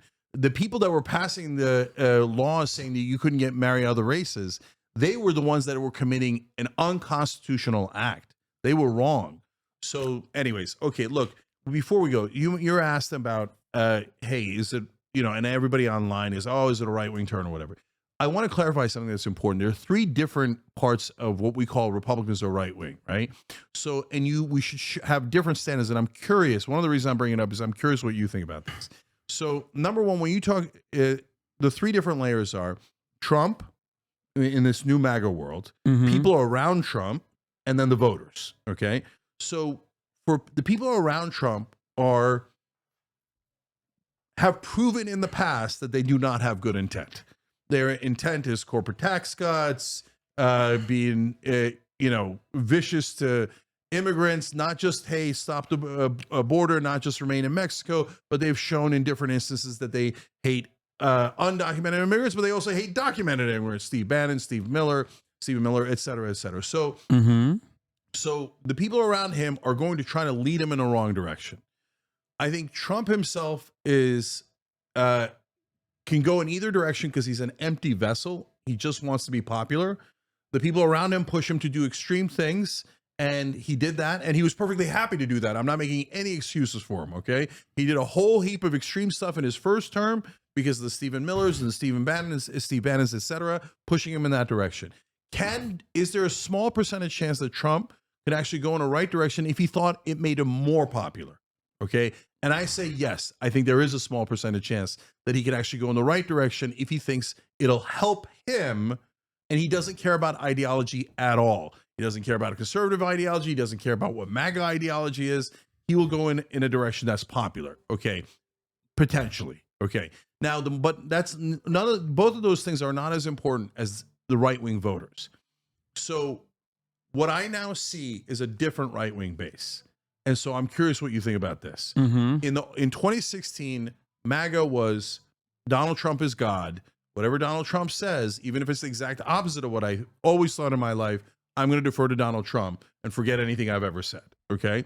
And I don't mean on tariffs and stuff like that. A bunch of the corporate Republicans and corporate media pretended that the Republicans didn't like tariffs, pretended that the Republicans loved free trade, that the Republicans loved war, that the Republican voters loved corporations and corporate power. That's not true at all. Okay.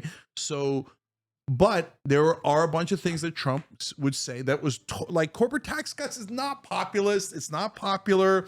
Right-wing voters don't even want it. But Trump said, no, give the richest corporations in the world a tax cut. And MAGA said, yes, the rich win again. Thank God. Woo! Right. And that made no sense. So I fought tooth and nail against not just Trump, but MAGA. What I'm seeing now is that there is a genuine portion, not the whole thing, portion of MAGA that is actual right-wing populists. And so what that means is we might disagree with them on social issues, and we fight like hell on those social issues, but on some core economic issues, they actually are anti-war. They actually are anti-corruption. They are these things. I'm not saying Trump is. I'm not saying his advisors are. I'm saying the actual voters are. So I don't know if the number is 25%. I don't know if it's 55%. I don't know what the number is.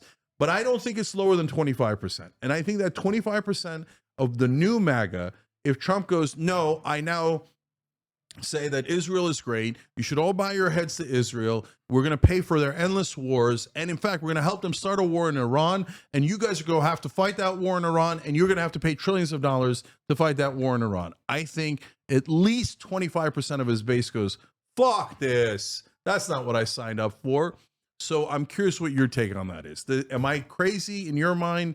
There is no such thing. MAGA's still blind. No, I think most Americans don't give a shit, and they operate on vibes alone, and they operate with whatever is in their pocket, and they might not have voted for Donald Trump originally because they were like certain that he was going to.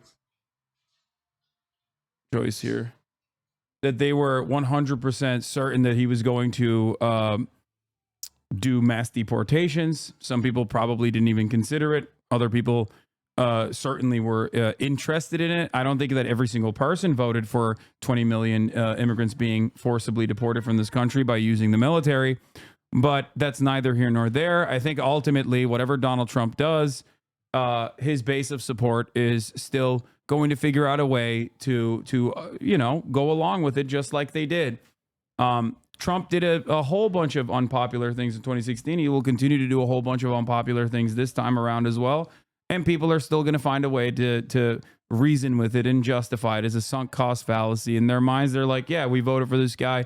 And I think things are probably going to be better. And you have a massive right-wing media ecosystem that will look to present it as though that is like look to make it seem like that is the case, that Trump is actually on board with these principles that he claimed he was on board with. And we see this with Marco Rubio. Marco Rubio is a hawk. He is not a populist right-winger, and yet you don't see a lot of chirping coming from the MAGA media ecosystem. I do see it. That's the difference. So I'm looking at right-wing populists, and when I tell them Marco Rubio, Elise Stefanik, Mike Huckabee, and Mike Waltz are Team Israel, Team Miriam, and they're neocons, and Tom Cotton's a neocon piece of shit, they go, yeah, we agree. Okay. Yeah, but they don't care. So they might not care now, but if they start a war and they say you pay for it and you fight for it, I think they're going to care. Hold on one second.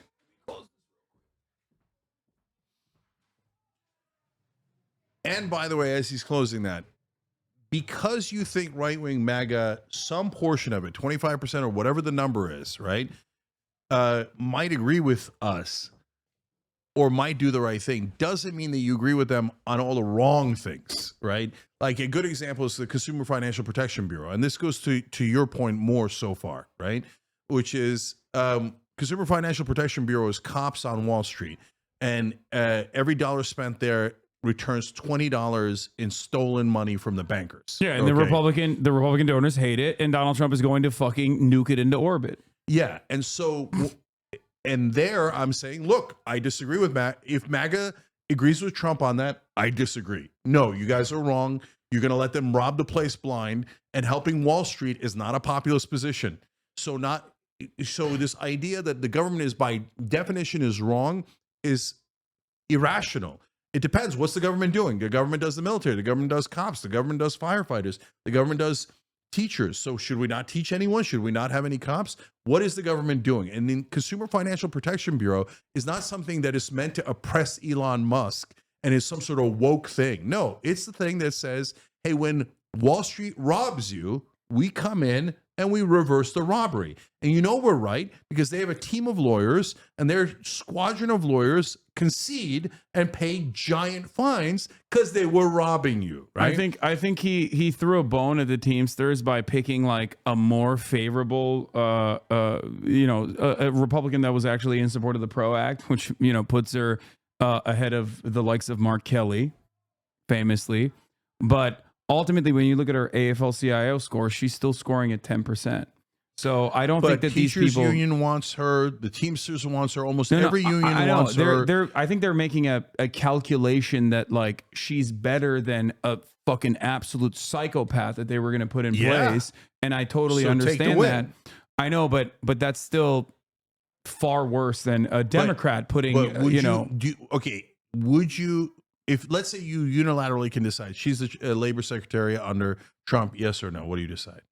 Yeah, no, I have a decision in this process. You don't get to pick who it is. You just get to say yes or no to her. Oh yeah, no, I do say yes to her. Okay, over, I agree. Yeah, no, you and I are in agreement on that. I'm saying that like it is. I think that it is simply leaning in that direction. It's the same reason why like Josh Hawley presents himself as a populist when he's not. You know what I mean? No, he's half a populist now. He's a quarter of a populist now. He stopped taking corporate PAC money, and what happened right afterwards? He became anti-war and anti-corruption. Now you could say it's bullshit, but if you vote a certain way, it's not bullshit. Votes are votes. Okay. So now, if you say on the other hand, I could show you 12 things he does that's fraudulent and actually helps the bankers. I agree with you. Yeah, he comes across great when he's like cutting at like pharmaceutical CEOs or whatever in a congressional hearing. But ultimately, that's a huge step up. I just don't think a squadron of establishment Republicans who were just like corporate robots. No, I think that these guys are recognizing that there is a messaging gap that the Democratic Party is lost. It's the Tucker Carlson phenomenon. I talked about this back when Tucker Carlson had the most popular news broadcast in television, where I said I warned America and I warned the Democratic Party that like, because you are actively undermining left-wing economic policies and actively undermining left-wing economic, like real economic populism, and you're pushing it away, someone's going to make up for the messaging gap. And it's going to be the right wing. It's going to be the likes of Tucker Carlson who present themselves as falsely in support of these sorts of policies. When push comes to shove, they're not going to do it. So you don't have to vote for Hawley, and I'm not voting for Hawley.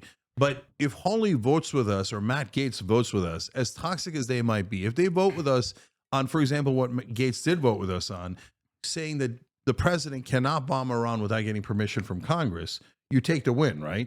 You say, all right, okay, I like that Matt Gaetz voted that way, and I like that ultimately they know that they're not going to be disruptive enough. There isn't a big enough coalition in the right that is actively in support of these things. I just don't want us to reject, and that's why, when they say yes. Does that make sense? I mean, I understand where you're coming from. I'm just very skeptical because I'm already skeptical when the Democrats even do that. So why the fuck would I not be skeptical when the Republicans do it? I think that they're even less decent than the Democratic Party, and I think the Democratic Party is indecent to begin with. So I agree on all that, and under no circumstances would I naively think, oh my God, I think Hawley and Gaetz are just the most pure people, and so is Trump, and we should vote for them and hope for the best. Cross your fingers, right? And, oh, we should trust them on everything. No, but when they say, I agree with you, I have a revolutionary idea, say yes. Okay? So let's see if we can cut the Pentagon. Are they likely to cut the Pentagon? No. But now that they've said that they might cut the Pentagon, when they don't cut the Pentagon, it creates a little bit of pressure for them, right? I don't think it does. That's my point. I we'll see, but I don't think that they're going to cut it. They're just lying.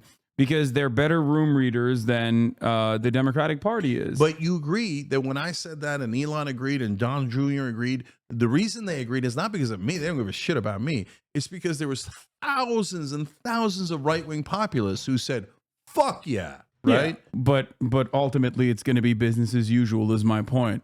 And the then, Republicans, so then the right-wing populists will see that, hey, it might turn out that Trump is just as full of shit as the Democrats are, because he's a politician. At this stage, I think it's literally, and it was what I responded to you with as well. It's like that Republicans at least understand that like it's good to lie to win elections, whereas Democrats have completely even dropped that principle where they're like, or that's not even true. They lie about the lamest shit possible. They're like, they're not going to fucking do a $50,000 tax credit for startups. But why the fuck are you lying about that? Yeah. Lie about healthcare instead. If you're going to fucking lie about something good. And the Democrats totally agree with that. The Democrats are literally they've given up on lying about good shit that they're not going to follow through on in an effort to win elections because they're playing the role of controlled opposition at this point where I think they're comfortable losing to Trump. They're comfortable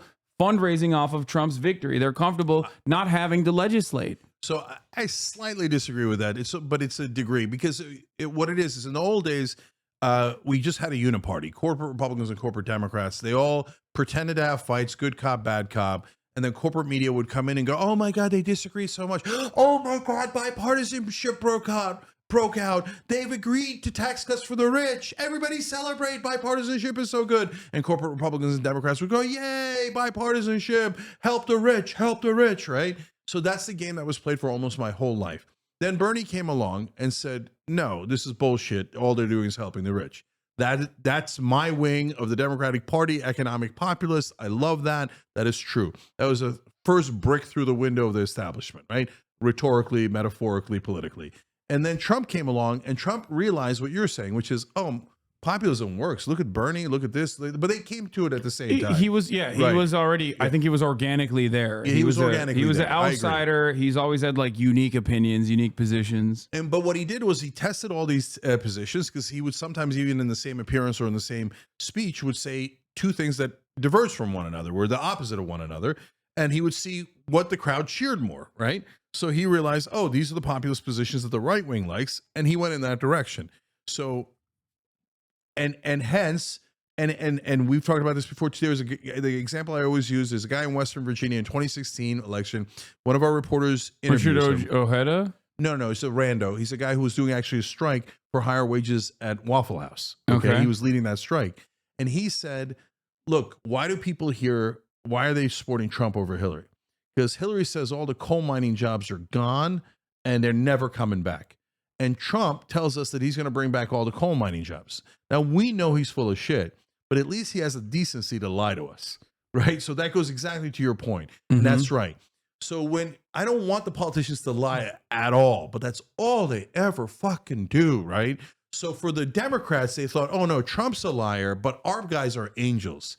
That's so naive. That's so fucking naive. It hurts the brain. I don't think anybody in this community thinks that the Democrats not in this community. I'm saying mainstream media. We are corporate Democrats. the activist left that is too woke for and tarnishing the good reputation of the Democratic Party. Yeah, in your estimation, probably. I disagree. All right, well, and you should tell me what name to call you guys. But so Trump. So, and I would say to the right wing guys, if you think the establishment Democrats are obviously lying, did it ever occur to you that Trump might also be lying? It's the same exact thing I tell to the Democrats. Trump's always lying. Did it ever occur to you that Nancy Pelosi and Joe Biden might also be lying? Yeah. Did it ever occur to you? I'm not saying to you, I'm saying to like the establishment Democrats, right? Did it ever occur to you that maybe Joe Biden is too old? Maybe he does have cognitive decline. But right wing, I'm asking you the same thing. Did it ever occur to you that maybe Donald Trump also lies? And he lies a lot. And he's trying to give you guys what he thinks you want so he can win the election. But if you hold him accountable after the election, I'm here for it. Okay. I just don't think they're going to do that. If you don't hold him accountable and you let him lie to you, and all he does is corporate tax cuts again, well, then, okay, then you're just as much a sucker as the establishment Democrats. They're not going to do that. I don't think they're going to do that. Maybe I'm wrong, but they didn't do it the first time, and they're not going to do it this time either. And I don't even think that there is any sort of real machine in this country as a direct consequence of the labor force and labor unions being gutted out year over year by corporate-backed Democrats and Republicans alike, that there's no mechanism of pushback to begin with. And you can do like pussy hat wearing women's marches or whatever, but ultimately it doesn't really change the trajectory of the country. And there is no better demonstration of both uniparty and the inability of either party to actually respond to any sort of public pressure was best demonstrated by the pro-Palestinian movement in this country that was massive. And what the fuck did the Democrats do? They went back, they went to the colleges, and they were like, "You're all Hamas. You love Hamas. You're all backed by Iran." And then they started arresting campus demonstrators. Not only did they arrest them, but they added significant penalties to demonstrating on college campuses, and the uniparty continued. So I don't think that people give a shit. Look at BLM, Black Lives Matter protests happened, massively consequential, supposedly. It happened globally. It was supposed to be truly impactful. The Democrats did what you wanted, which is they had their sister soldier moment. For those of you who don't know, it's they basically said, we are not this. These guys are terrorists. They're too far left. They're too woke. What happened as a consequence of that? Joe Biden won. Joe Biden. No, we're talking about the Democratic Party. Bill Clinton did Sister Soldier and he won. Yeah, I don't agree with you that I'm doing a Sister Soldier. I'm saying you guys are almost doing it in reverse. Do you see the Democratic Party? Do you see what I'm saying when I say the Democratic Party said we're determining in the limited time that we have to not necessarily get to the heart of the problem with this groundswell of demonstrations that took place, instead of addressing the root cause of this and saying this is our policy prescription, and that there has to be some real changes made. They said those guys are extreme. We love funding the police. We're going to fund the police extra fucking hard, okay? And we're going to be the number one funders of police. And that the Republicans don't actually want to fund the police as hard as we want to fund the police. And while Joe Biden won by 42,000 votes over, key states, it ultimately did not change the dynamic in favor of the Democratic Party. They completely dropped that. They completely dropped the police reform. They built 8 Can't Wait as a countermeasure, in the same way that like the Republican think tank Heritage Foundation had originally created Obama's ACA as a countermeasure towards socialized medicine. They built up something else, just like Joe Biden said, oh, I'm going to do the public option, which was simply just a countermeasure to Medicare for all, to say we have a solution. It's a better solution, backed by corporate media, and pumped it, even though he had no reason or no interest in genuinely advancing even the public option. The Democrats said we're going to do 8 Can't Wait. Okay, it was significantly limited, and then they spent the entire time saying these guys, these radical leftists, these radical BLM protesters, they are not us. They're different than us. Did the public actually look at that and go, wow, the Democrats are so reasonable. They want to fund the police. They are not representative of the abolish the police constituency in the party. No, they didn't. They just saw the Democrats still in the same exact way. Pete Buttigieg had a really good point on this. So many issues. Okay. No, it's the same because I'm not conflating issues. I'm conflating the same. I'm explaining the same principle that Democrats, the same trap that Democrats fall into every single time. Pete Buttigieg had actually, ironically, a really solid take on this, even though I don't like him at all and I'm terrified of him. Here's what he said. No matter what we do, whether we want the public option or whether we want Medicare for all, Republicans are going to always call us socialists. So at a certain point, you should just advance your agenda and move on. They're going to call us socialists, whether we're in favor of that or not in favor of that. So just do good policies. That is the first and last time I've ever agreed with Pete Buttigieg. So let me break it down. So I think there's 3 wings of the Democratic Party. There's the establishment Democrats or corporate Democrats, same thing. We can call them establishment guys. Okay. Neither one of us agrees with them. Okay. So then I think there is the economically populist wing that Bernie 2016 represented perfectly. That's exactly where Anna and I are, and generally Young Turks are. But Young Turks, TYT as a network is broad, and it has all the different types of Democrats. Okay. So then the last wing is what I'm struggling to find a word on. I mean, Bernie had significant criminal justice reform in his agenda that I don't think you would agree with.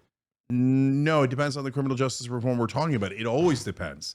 So and so the last wing is what I would call the extreme left, but you can come up, or identitarian left, whichever word you want to use. Okay. So when you go into elections, my whole lifetime, the Democrats have done the thing that you were talking about, but they've done it largely about economic issues. So the Republican will say, oh, hey, they're going to cut defense. Can you believe they're going to cut defense? They're weak on defense. And then Donnelly in Indiana, McCaskill in Missouri, et cetera, would come out and go, no way, man. They said we're weak on defense, and I'm not a normal dirtbag liberal that hates defense and is going to get you all killed, okay? I'm just like the Republicans, man. I want to spend more on defense. Okay, that is not a moderate position, and that is not a position that agrees with the populist left. That is not a position that is an establishment Democrat saying, I am copying establishment Republicans. That is a loser strategy, total, utter loser strategy. I'm going to be more corporate than you. I'm going to fund the donors better than you. I'm going to be more establishment than you. You and I agree. That's what the Democrats have done our whole lifetime, and that is totally wrong. I think that's what they do on every single issue that Republicans choose to make their major point.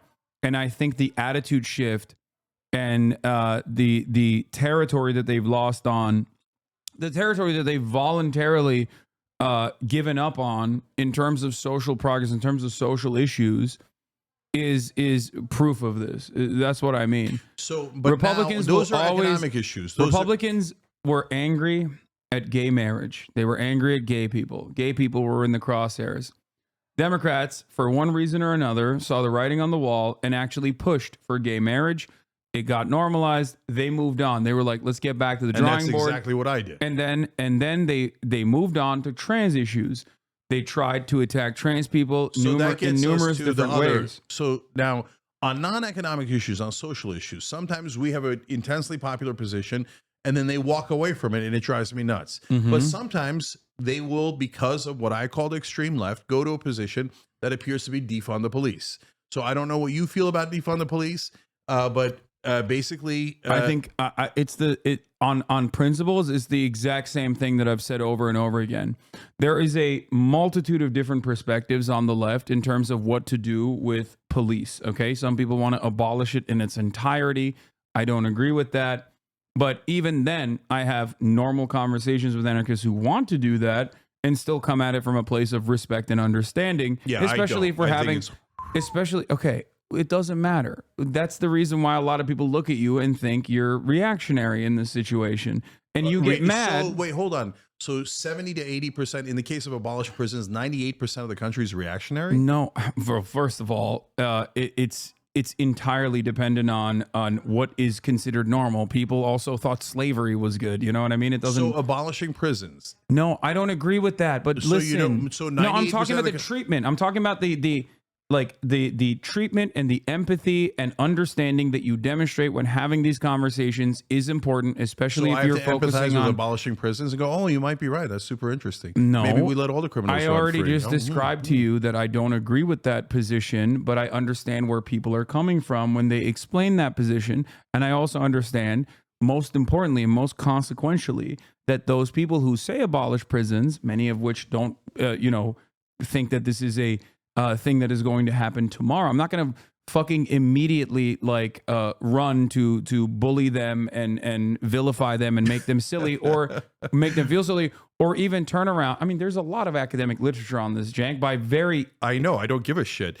I read the academic literature and it's dumb. Okay. You can't academic your way out of. I let all the rapists go. Oh, Dude, but it's okay. I'm a professor. No, I wrote listen, 13 books about it. That's not what this point is. My point is that it's important to understand where people are coming from and how they arrive at these conclusions. If the overarching goal is to do you think they do likewise when they scream Nazi? Or do you think they're having a respectful conversation about where the boundaries should lie and where we should draw the lines? No, but you're also a seasoned media professional that has been in this career for 25 fucking years. So you should understand that there's going to be a lot of noise and you pick and choose your battles. When they say Nazi, I should say, "Oh, really? What professors too. agree with you?" That's such an interesting intellectual conversation. They call me a Nazi too, and then they come back and then they listen. And there's a difference between the way I deal with it and the way that you deal with it, because I ultimately see that as relatively inconsequential. There are plenty of people who are rad libs. All the voters to know that the Democratic Party, the right, and the left, the populist left, the Bernie Sanders movement, etc., does not agree with lunatics who want to abolish prisons. So that is super important for them to understand. Do you want to this is what I was saying. In terms of identifying those people as silly or crazy, actually just simply brings them to the forefront. And it makes it seem like you are hiding because you're embarrassed by them, when in fact, most of those positions are not even important enough to address. I'll give you an example of something that you understand. There were pro-Palestinian demonstrations that took place outside of the Benjamin Netanyahu conference that he gave to Congress. Kamala Harris's initial statement immediately after that, even though she didn't attend that conference in front of the entirety of Congress, was to say the protesters outside are burning American flags and talking about how they love Hamas. Do you think that it was a smart thing to address? So it's a great example because the Palestinian cause is just. Establishment Republicans and Democrats are screwing us on that and taking our money to commit a genocide. But when someone burns that American flag, they have done great damage to the cause. Yeah, great damage. Agreed. Do you think that? Writing Hamas on a statue in Washington is great damage. Stop being stupid. The most extreme person is not necessarily the correct person or the most pure person. Do you understand that while you and I might have an agreement on that, you do recognize that Kamala Harris recognizing that and addressing it simply makes people think, one, it makes everybody on the left, on the correct position go, oh, she's only hyper focusing on these extreme examples to vilify the entirety of the protests, which is exactly what she was doing. I agree. You and I agree on that. Okay. On the right, they say, oh, that bitch is lying. She loves Hamas. She's just trying to make it seem like. Are you kidding me? No, but I know. No, you're right. You're right. That is one of the right things. and- I'm laughing at the Yeah. right. Guys, she do loves you Israel. understand? She'll do anything for Israel. So, but you understand why I think that media professionals such as yourself or politicians shouldn't just fucking do that because it's unproductive and stupid. The reason why Kamala Harris is doing that is because she does love Israel and she wants to present it as though she loves Israel. So we both agree that she handled it wrong. So this is a fun exercise. So- Why don't you say how you would have handled it Yeah. if you're the candidate, and then I'll say how I would have handled it if I was the candidate. Oh, I would have immediately come out and been like, I would not have addressed the protests outside of Benjamin Netanyahu's Congress at all. Or if I was going to address it, I would say that it is a fantastic demonstration of the First Amendment in this country, that people have the right and the freedom to protest. And not only that, but also the very fact that this right-wing Donald Trump-backed this far-right Trump of Israel coming into U.S. Congress and addressing the American Congress while simultaneously claiming that the First Amendment principles that student protesters showed were actually somehow foreign actors is completely unacceptable, and that we have to immediately get Israel to follow through on the ceasefire negotiation by denying them further weapons. You know what every mainstream media outlet would have said after that response? I don't care. He didn't address the flag burning. He didn't address Hamas. So that means he's in favor of Hamas. Yeah. And he's in favor of burning the flag. Yeah, I Okay. don't care if they were to say that. Then I would turn around and, just like Trump does all the time, I would have been like, fake news. These people are actually in the pocket of Israel, and that's precisely the reason why they keep lying. And then you're on air. They're going to say, are you okay with burning the flag? Are you okay with writing Hamas? I think that the First Amendment is there for a reason. You lost. Well, God no. damn it. You don't do that, Haas. When you No, do the First that- Amendment is there for a reason. The First Amendment is, we are not Israel. We are not China. The First Amendment is the First Amendment for a reason. know, It is a constitutionally protected act. I do not believe in offering criminal penalties. Do you want to That arrest gets people for? that Do you want gets- to arrest people? No, I don't. So Okay, I'm well going to then, tell you how, there you go. how I'm going to handle it in a second. But that will be perceived as the candidate defending Hamas and burning the American flag, and that's a loss for us. Okay, Yeah, no, so- you just deflect. You say this is a ridiculous. People. You think people don't ask me that all the time? You think people don't already, without even asking me? People say that I'm a fucking anti-Semitic, pro-terrorism, No, I know. all this So- and that. so I let me- just let go, me- shut the fuck up. You're pro-Israel. You hate that I am anti-Israel, and then you're viciously going to smear me as an anti-Semite because you have no fucking argument. That's all you need to say. Okay, so this is what I would have said.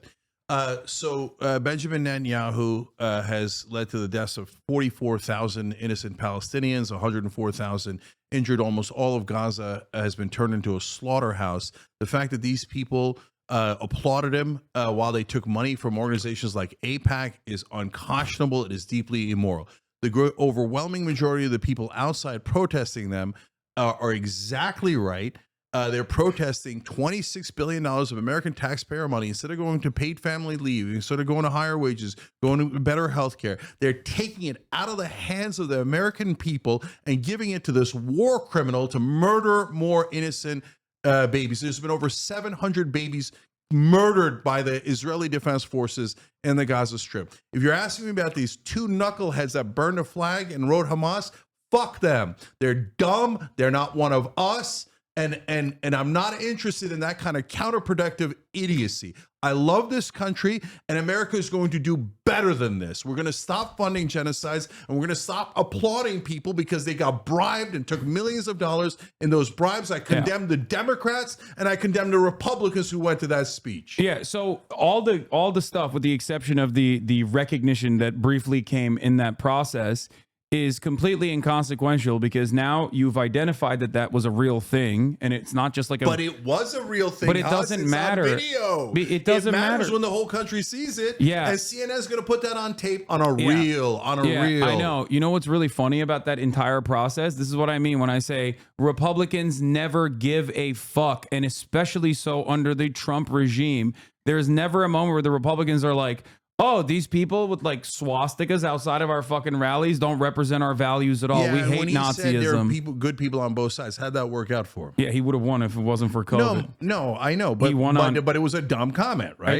It doesn't matter. So He would have still won. Because it looked like he was supporting a super extreme Yeah, position. it doesn't matter because he still would have won, and he also has a super extreme position. Except he wants he to lost in deport 2020 after I know saying because that. of COVID. That's why I said because of COVID.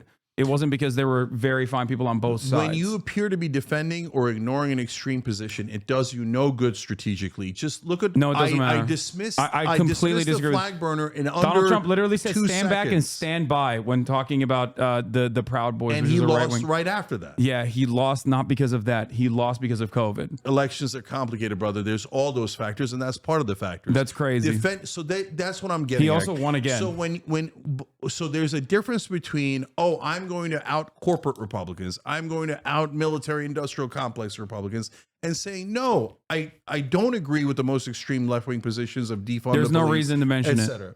Because all you're doing is so it's no. okay. There's no reason to Perfectly mention good- it. Perfectly good disagreement on strategy. The reason why I'm saying there's no reason to mention it is because the Republicans are going here.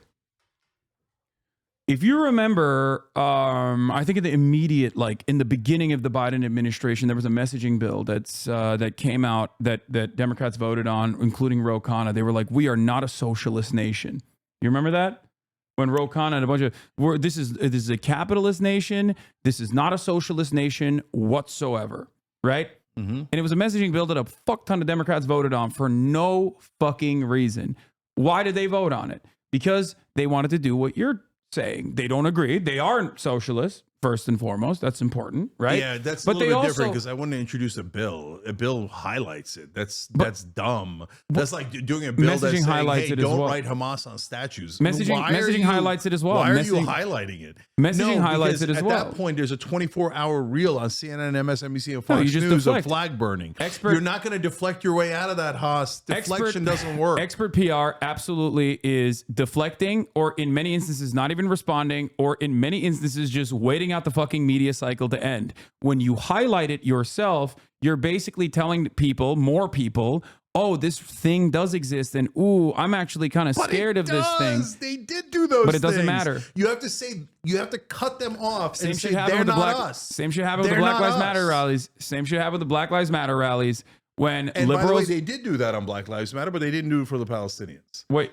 no, they did do it for the Black Lives Matter rallies as well. They were like, oh, fry them up like bacon. They would like focus on the socks that people were wearing that had pigs on it. They always do it. It is a formative part of the reactionary media strategy, which is identify something that looks out of place and either massage the narrative to make it seem like this is the entire, the belief structure of the entire fucking movement. Just like with Israel, I'm using Israel because we are completely in agreement on that. Where they will say every single person is an anti-Semite. It's a smear campaign to actually deflect away from the actual normal points, the very popular points that people are actually But unfortunately, making. that's a good analogy too, Haas. We agree on the substance of what Israel is doing is wrong, but when I condemn Hamas and Hezbollah every time, and so you would say that that's probably not a correct strategy. Whereas, It's not. Yeah, I think you're totally wrong. It's not. I think that first of all, the violence is not the answer. It's I agree, and I have also openly stated that there were atrocities that took place on October 7 that are totally avoidable, and they were avoidable by not having an apartheid. That people, when you back them into a corner, they're going to and show them that there's no way out of it. They're going to inevitably try and fight their way out of it, and that process is brutal. And that standard of violence is set by the colonial occupation. It's this say evolution. all of that while saying Hamas is wrong to do it, Hezbollah is wrong to do it, and then you don't leave it there. Then you explain, wait, Israel did 40 times what Hamas did. So that's the thing. Ultimately, my point is that regardless of how many times you have done that, and I've done it as well, it doesn't matter. People still say you love these guys. You're fucking no. terrorists. They no people look. it's impossible to tell what everybody's perception is. Are there some people who call us anti-Semite, blah, blah, blah, no matter what? Of course. Is that a big percentage? It might be a pretty large percentage, right? But are there people who go, no, I get it. I get what Cenk is saying. Yeah, Hamas and Hezbollah shouldn't do terrorism, but wait, if I'm upset about that and they killed 34 kids, even terrorism is like, maybe I should be upset that Israel killed 15,000 kids. Also, right? the other point I wanted to make is that there was very extreme sentiment that the Republicans engaged in, outright lie, as a matter of fact. The Haitians are eating cats and dogs narrative that came out of Springfield, Ohio. It was a very, very big thing that led to mass fake bombing threats that were made towards Springfield, Ohio. Right, but I mean, that's a situation again where I would fight Trump and rip his face off on that. Are you saying we should just deflect from that? No, my point is Donald Trump successfully was like, now he either didn't talk about it at all, or in instances I would where have he mocked was him mercilessly. I know, but you don't understand.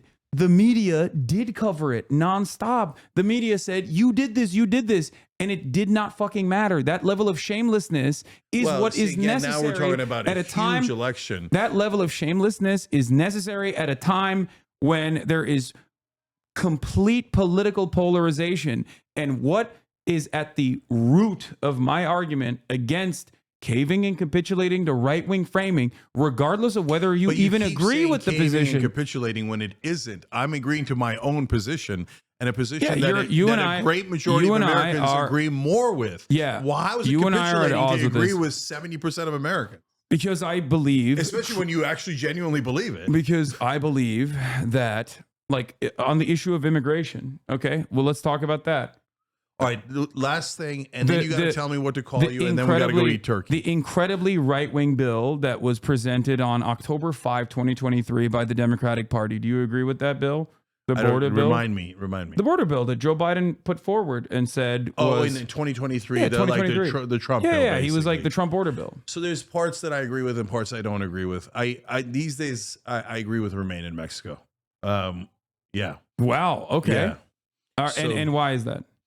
Because look, they're saying, "Hey, I've got an asylum case. I don't want to do the right wing position of I don't care about your asylum case. Get the fuck out of here. I'm not letting anyone in. That's illegal under international law, and it's not the moral right position."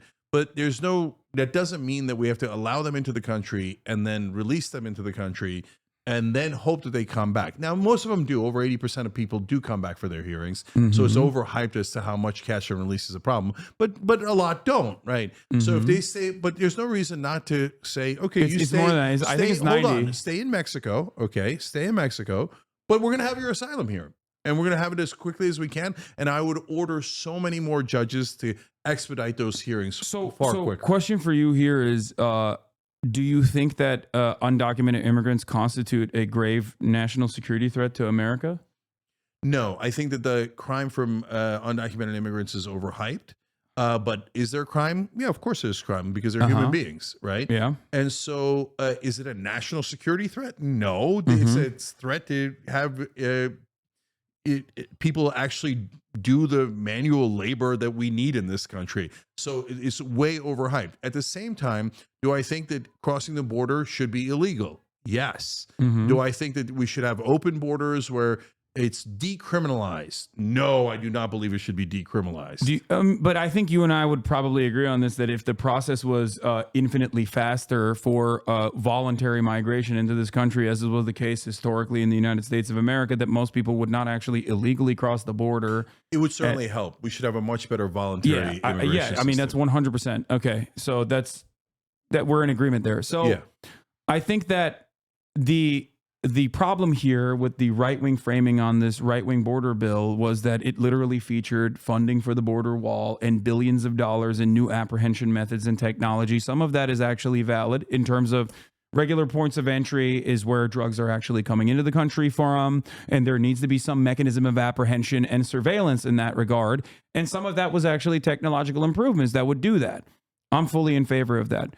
There was a very tiny sliver of funding for additional judges for processing. Also, I'm in favor of that. That expedites the process, that expedites the process.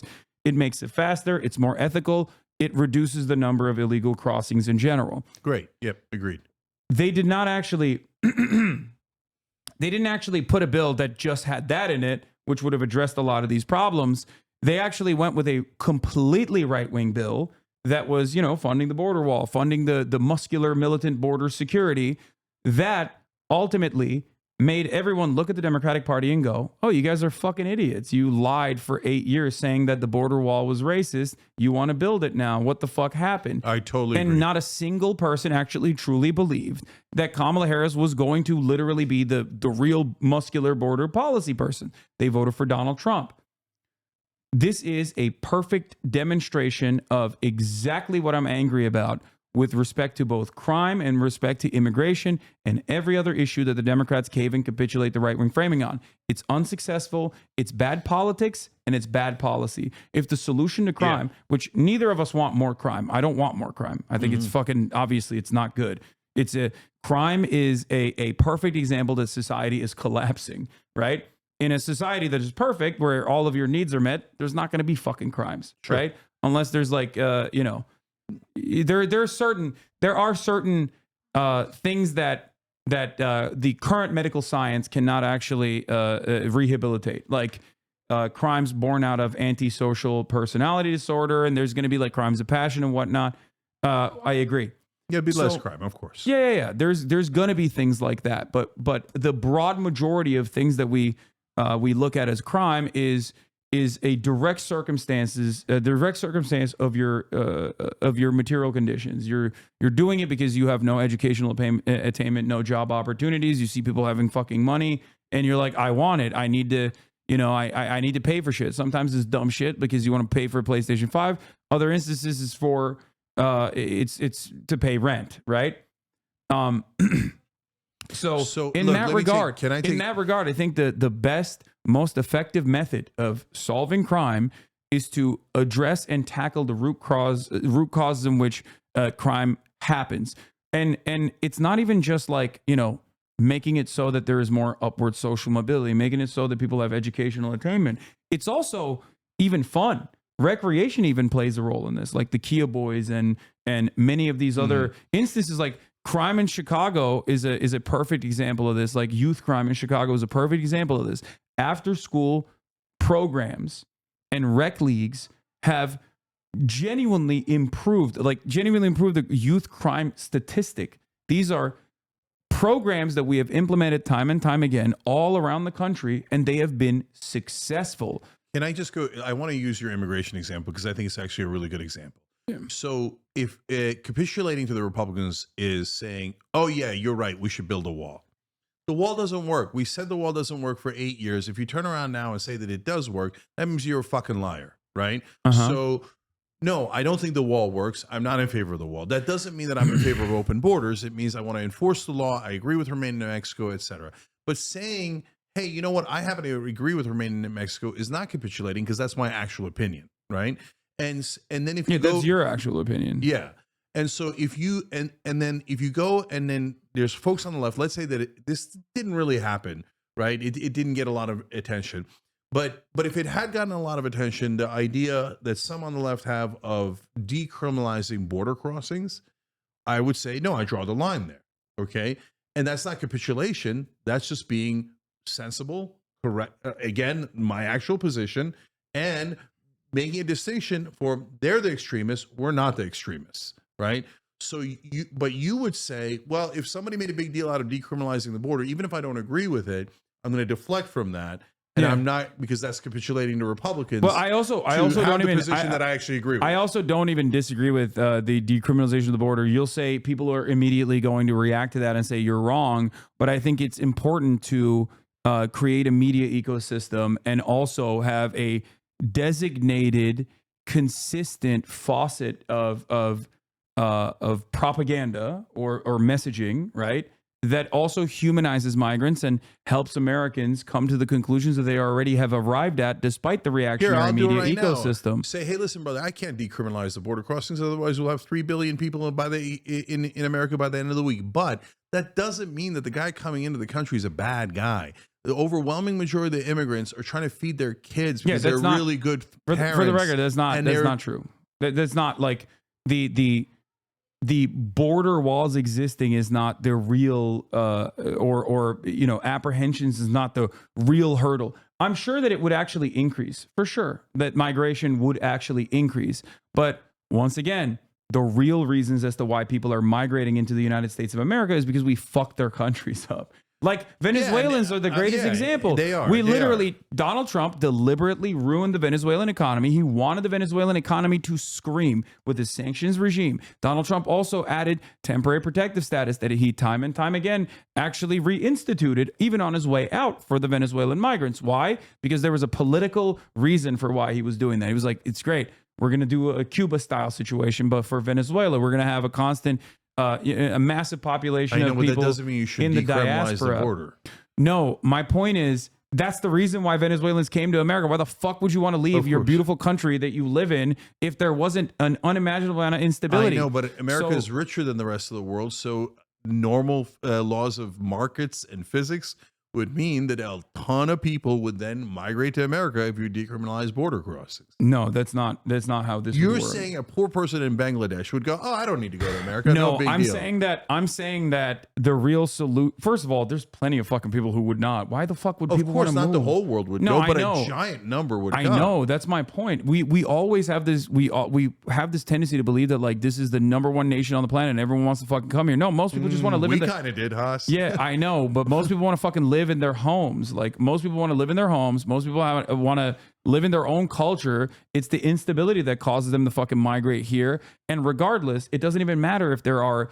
I'm not advocating for 1 billion Americans. I'm not Matty Iglesias. But the reality of the matter is that if you look at the actual patterns of migration, if you look at the actual data in terms of, Yeah, we're finishing soon. If you look at the actual data, undocumented migrants don't actually contribute to the crime rate in a statistically significant fashion. They actually are responsible for significantly less crime per capita than natural-born U.S. citizens. I'm not saying that we should have laws on the border because I'm worried that the immigrants are the boogeyman. I'm saying we should have laws about it because you have to have a border.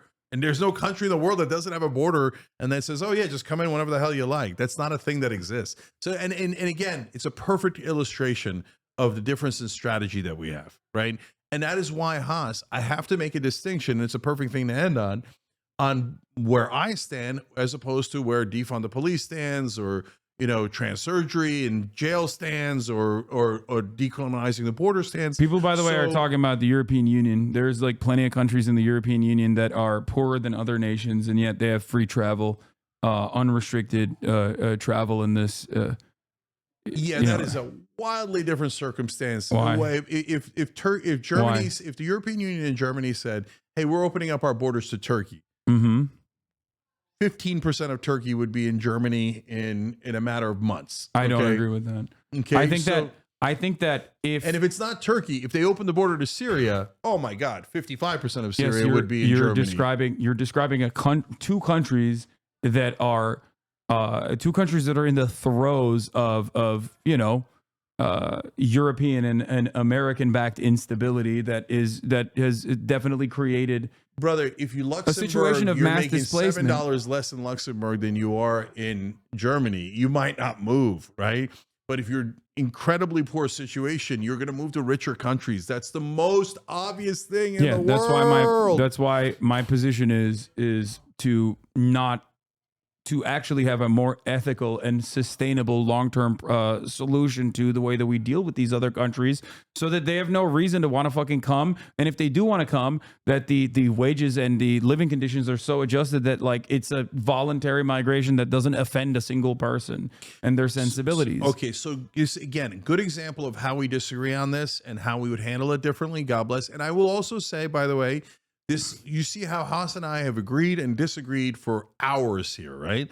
But the reason why we're not mad at each other and the reason why things are in soap opera is because neither one of us questioned each other's intent. So can I ask, I know that it's like, What?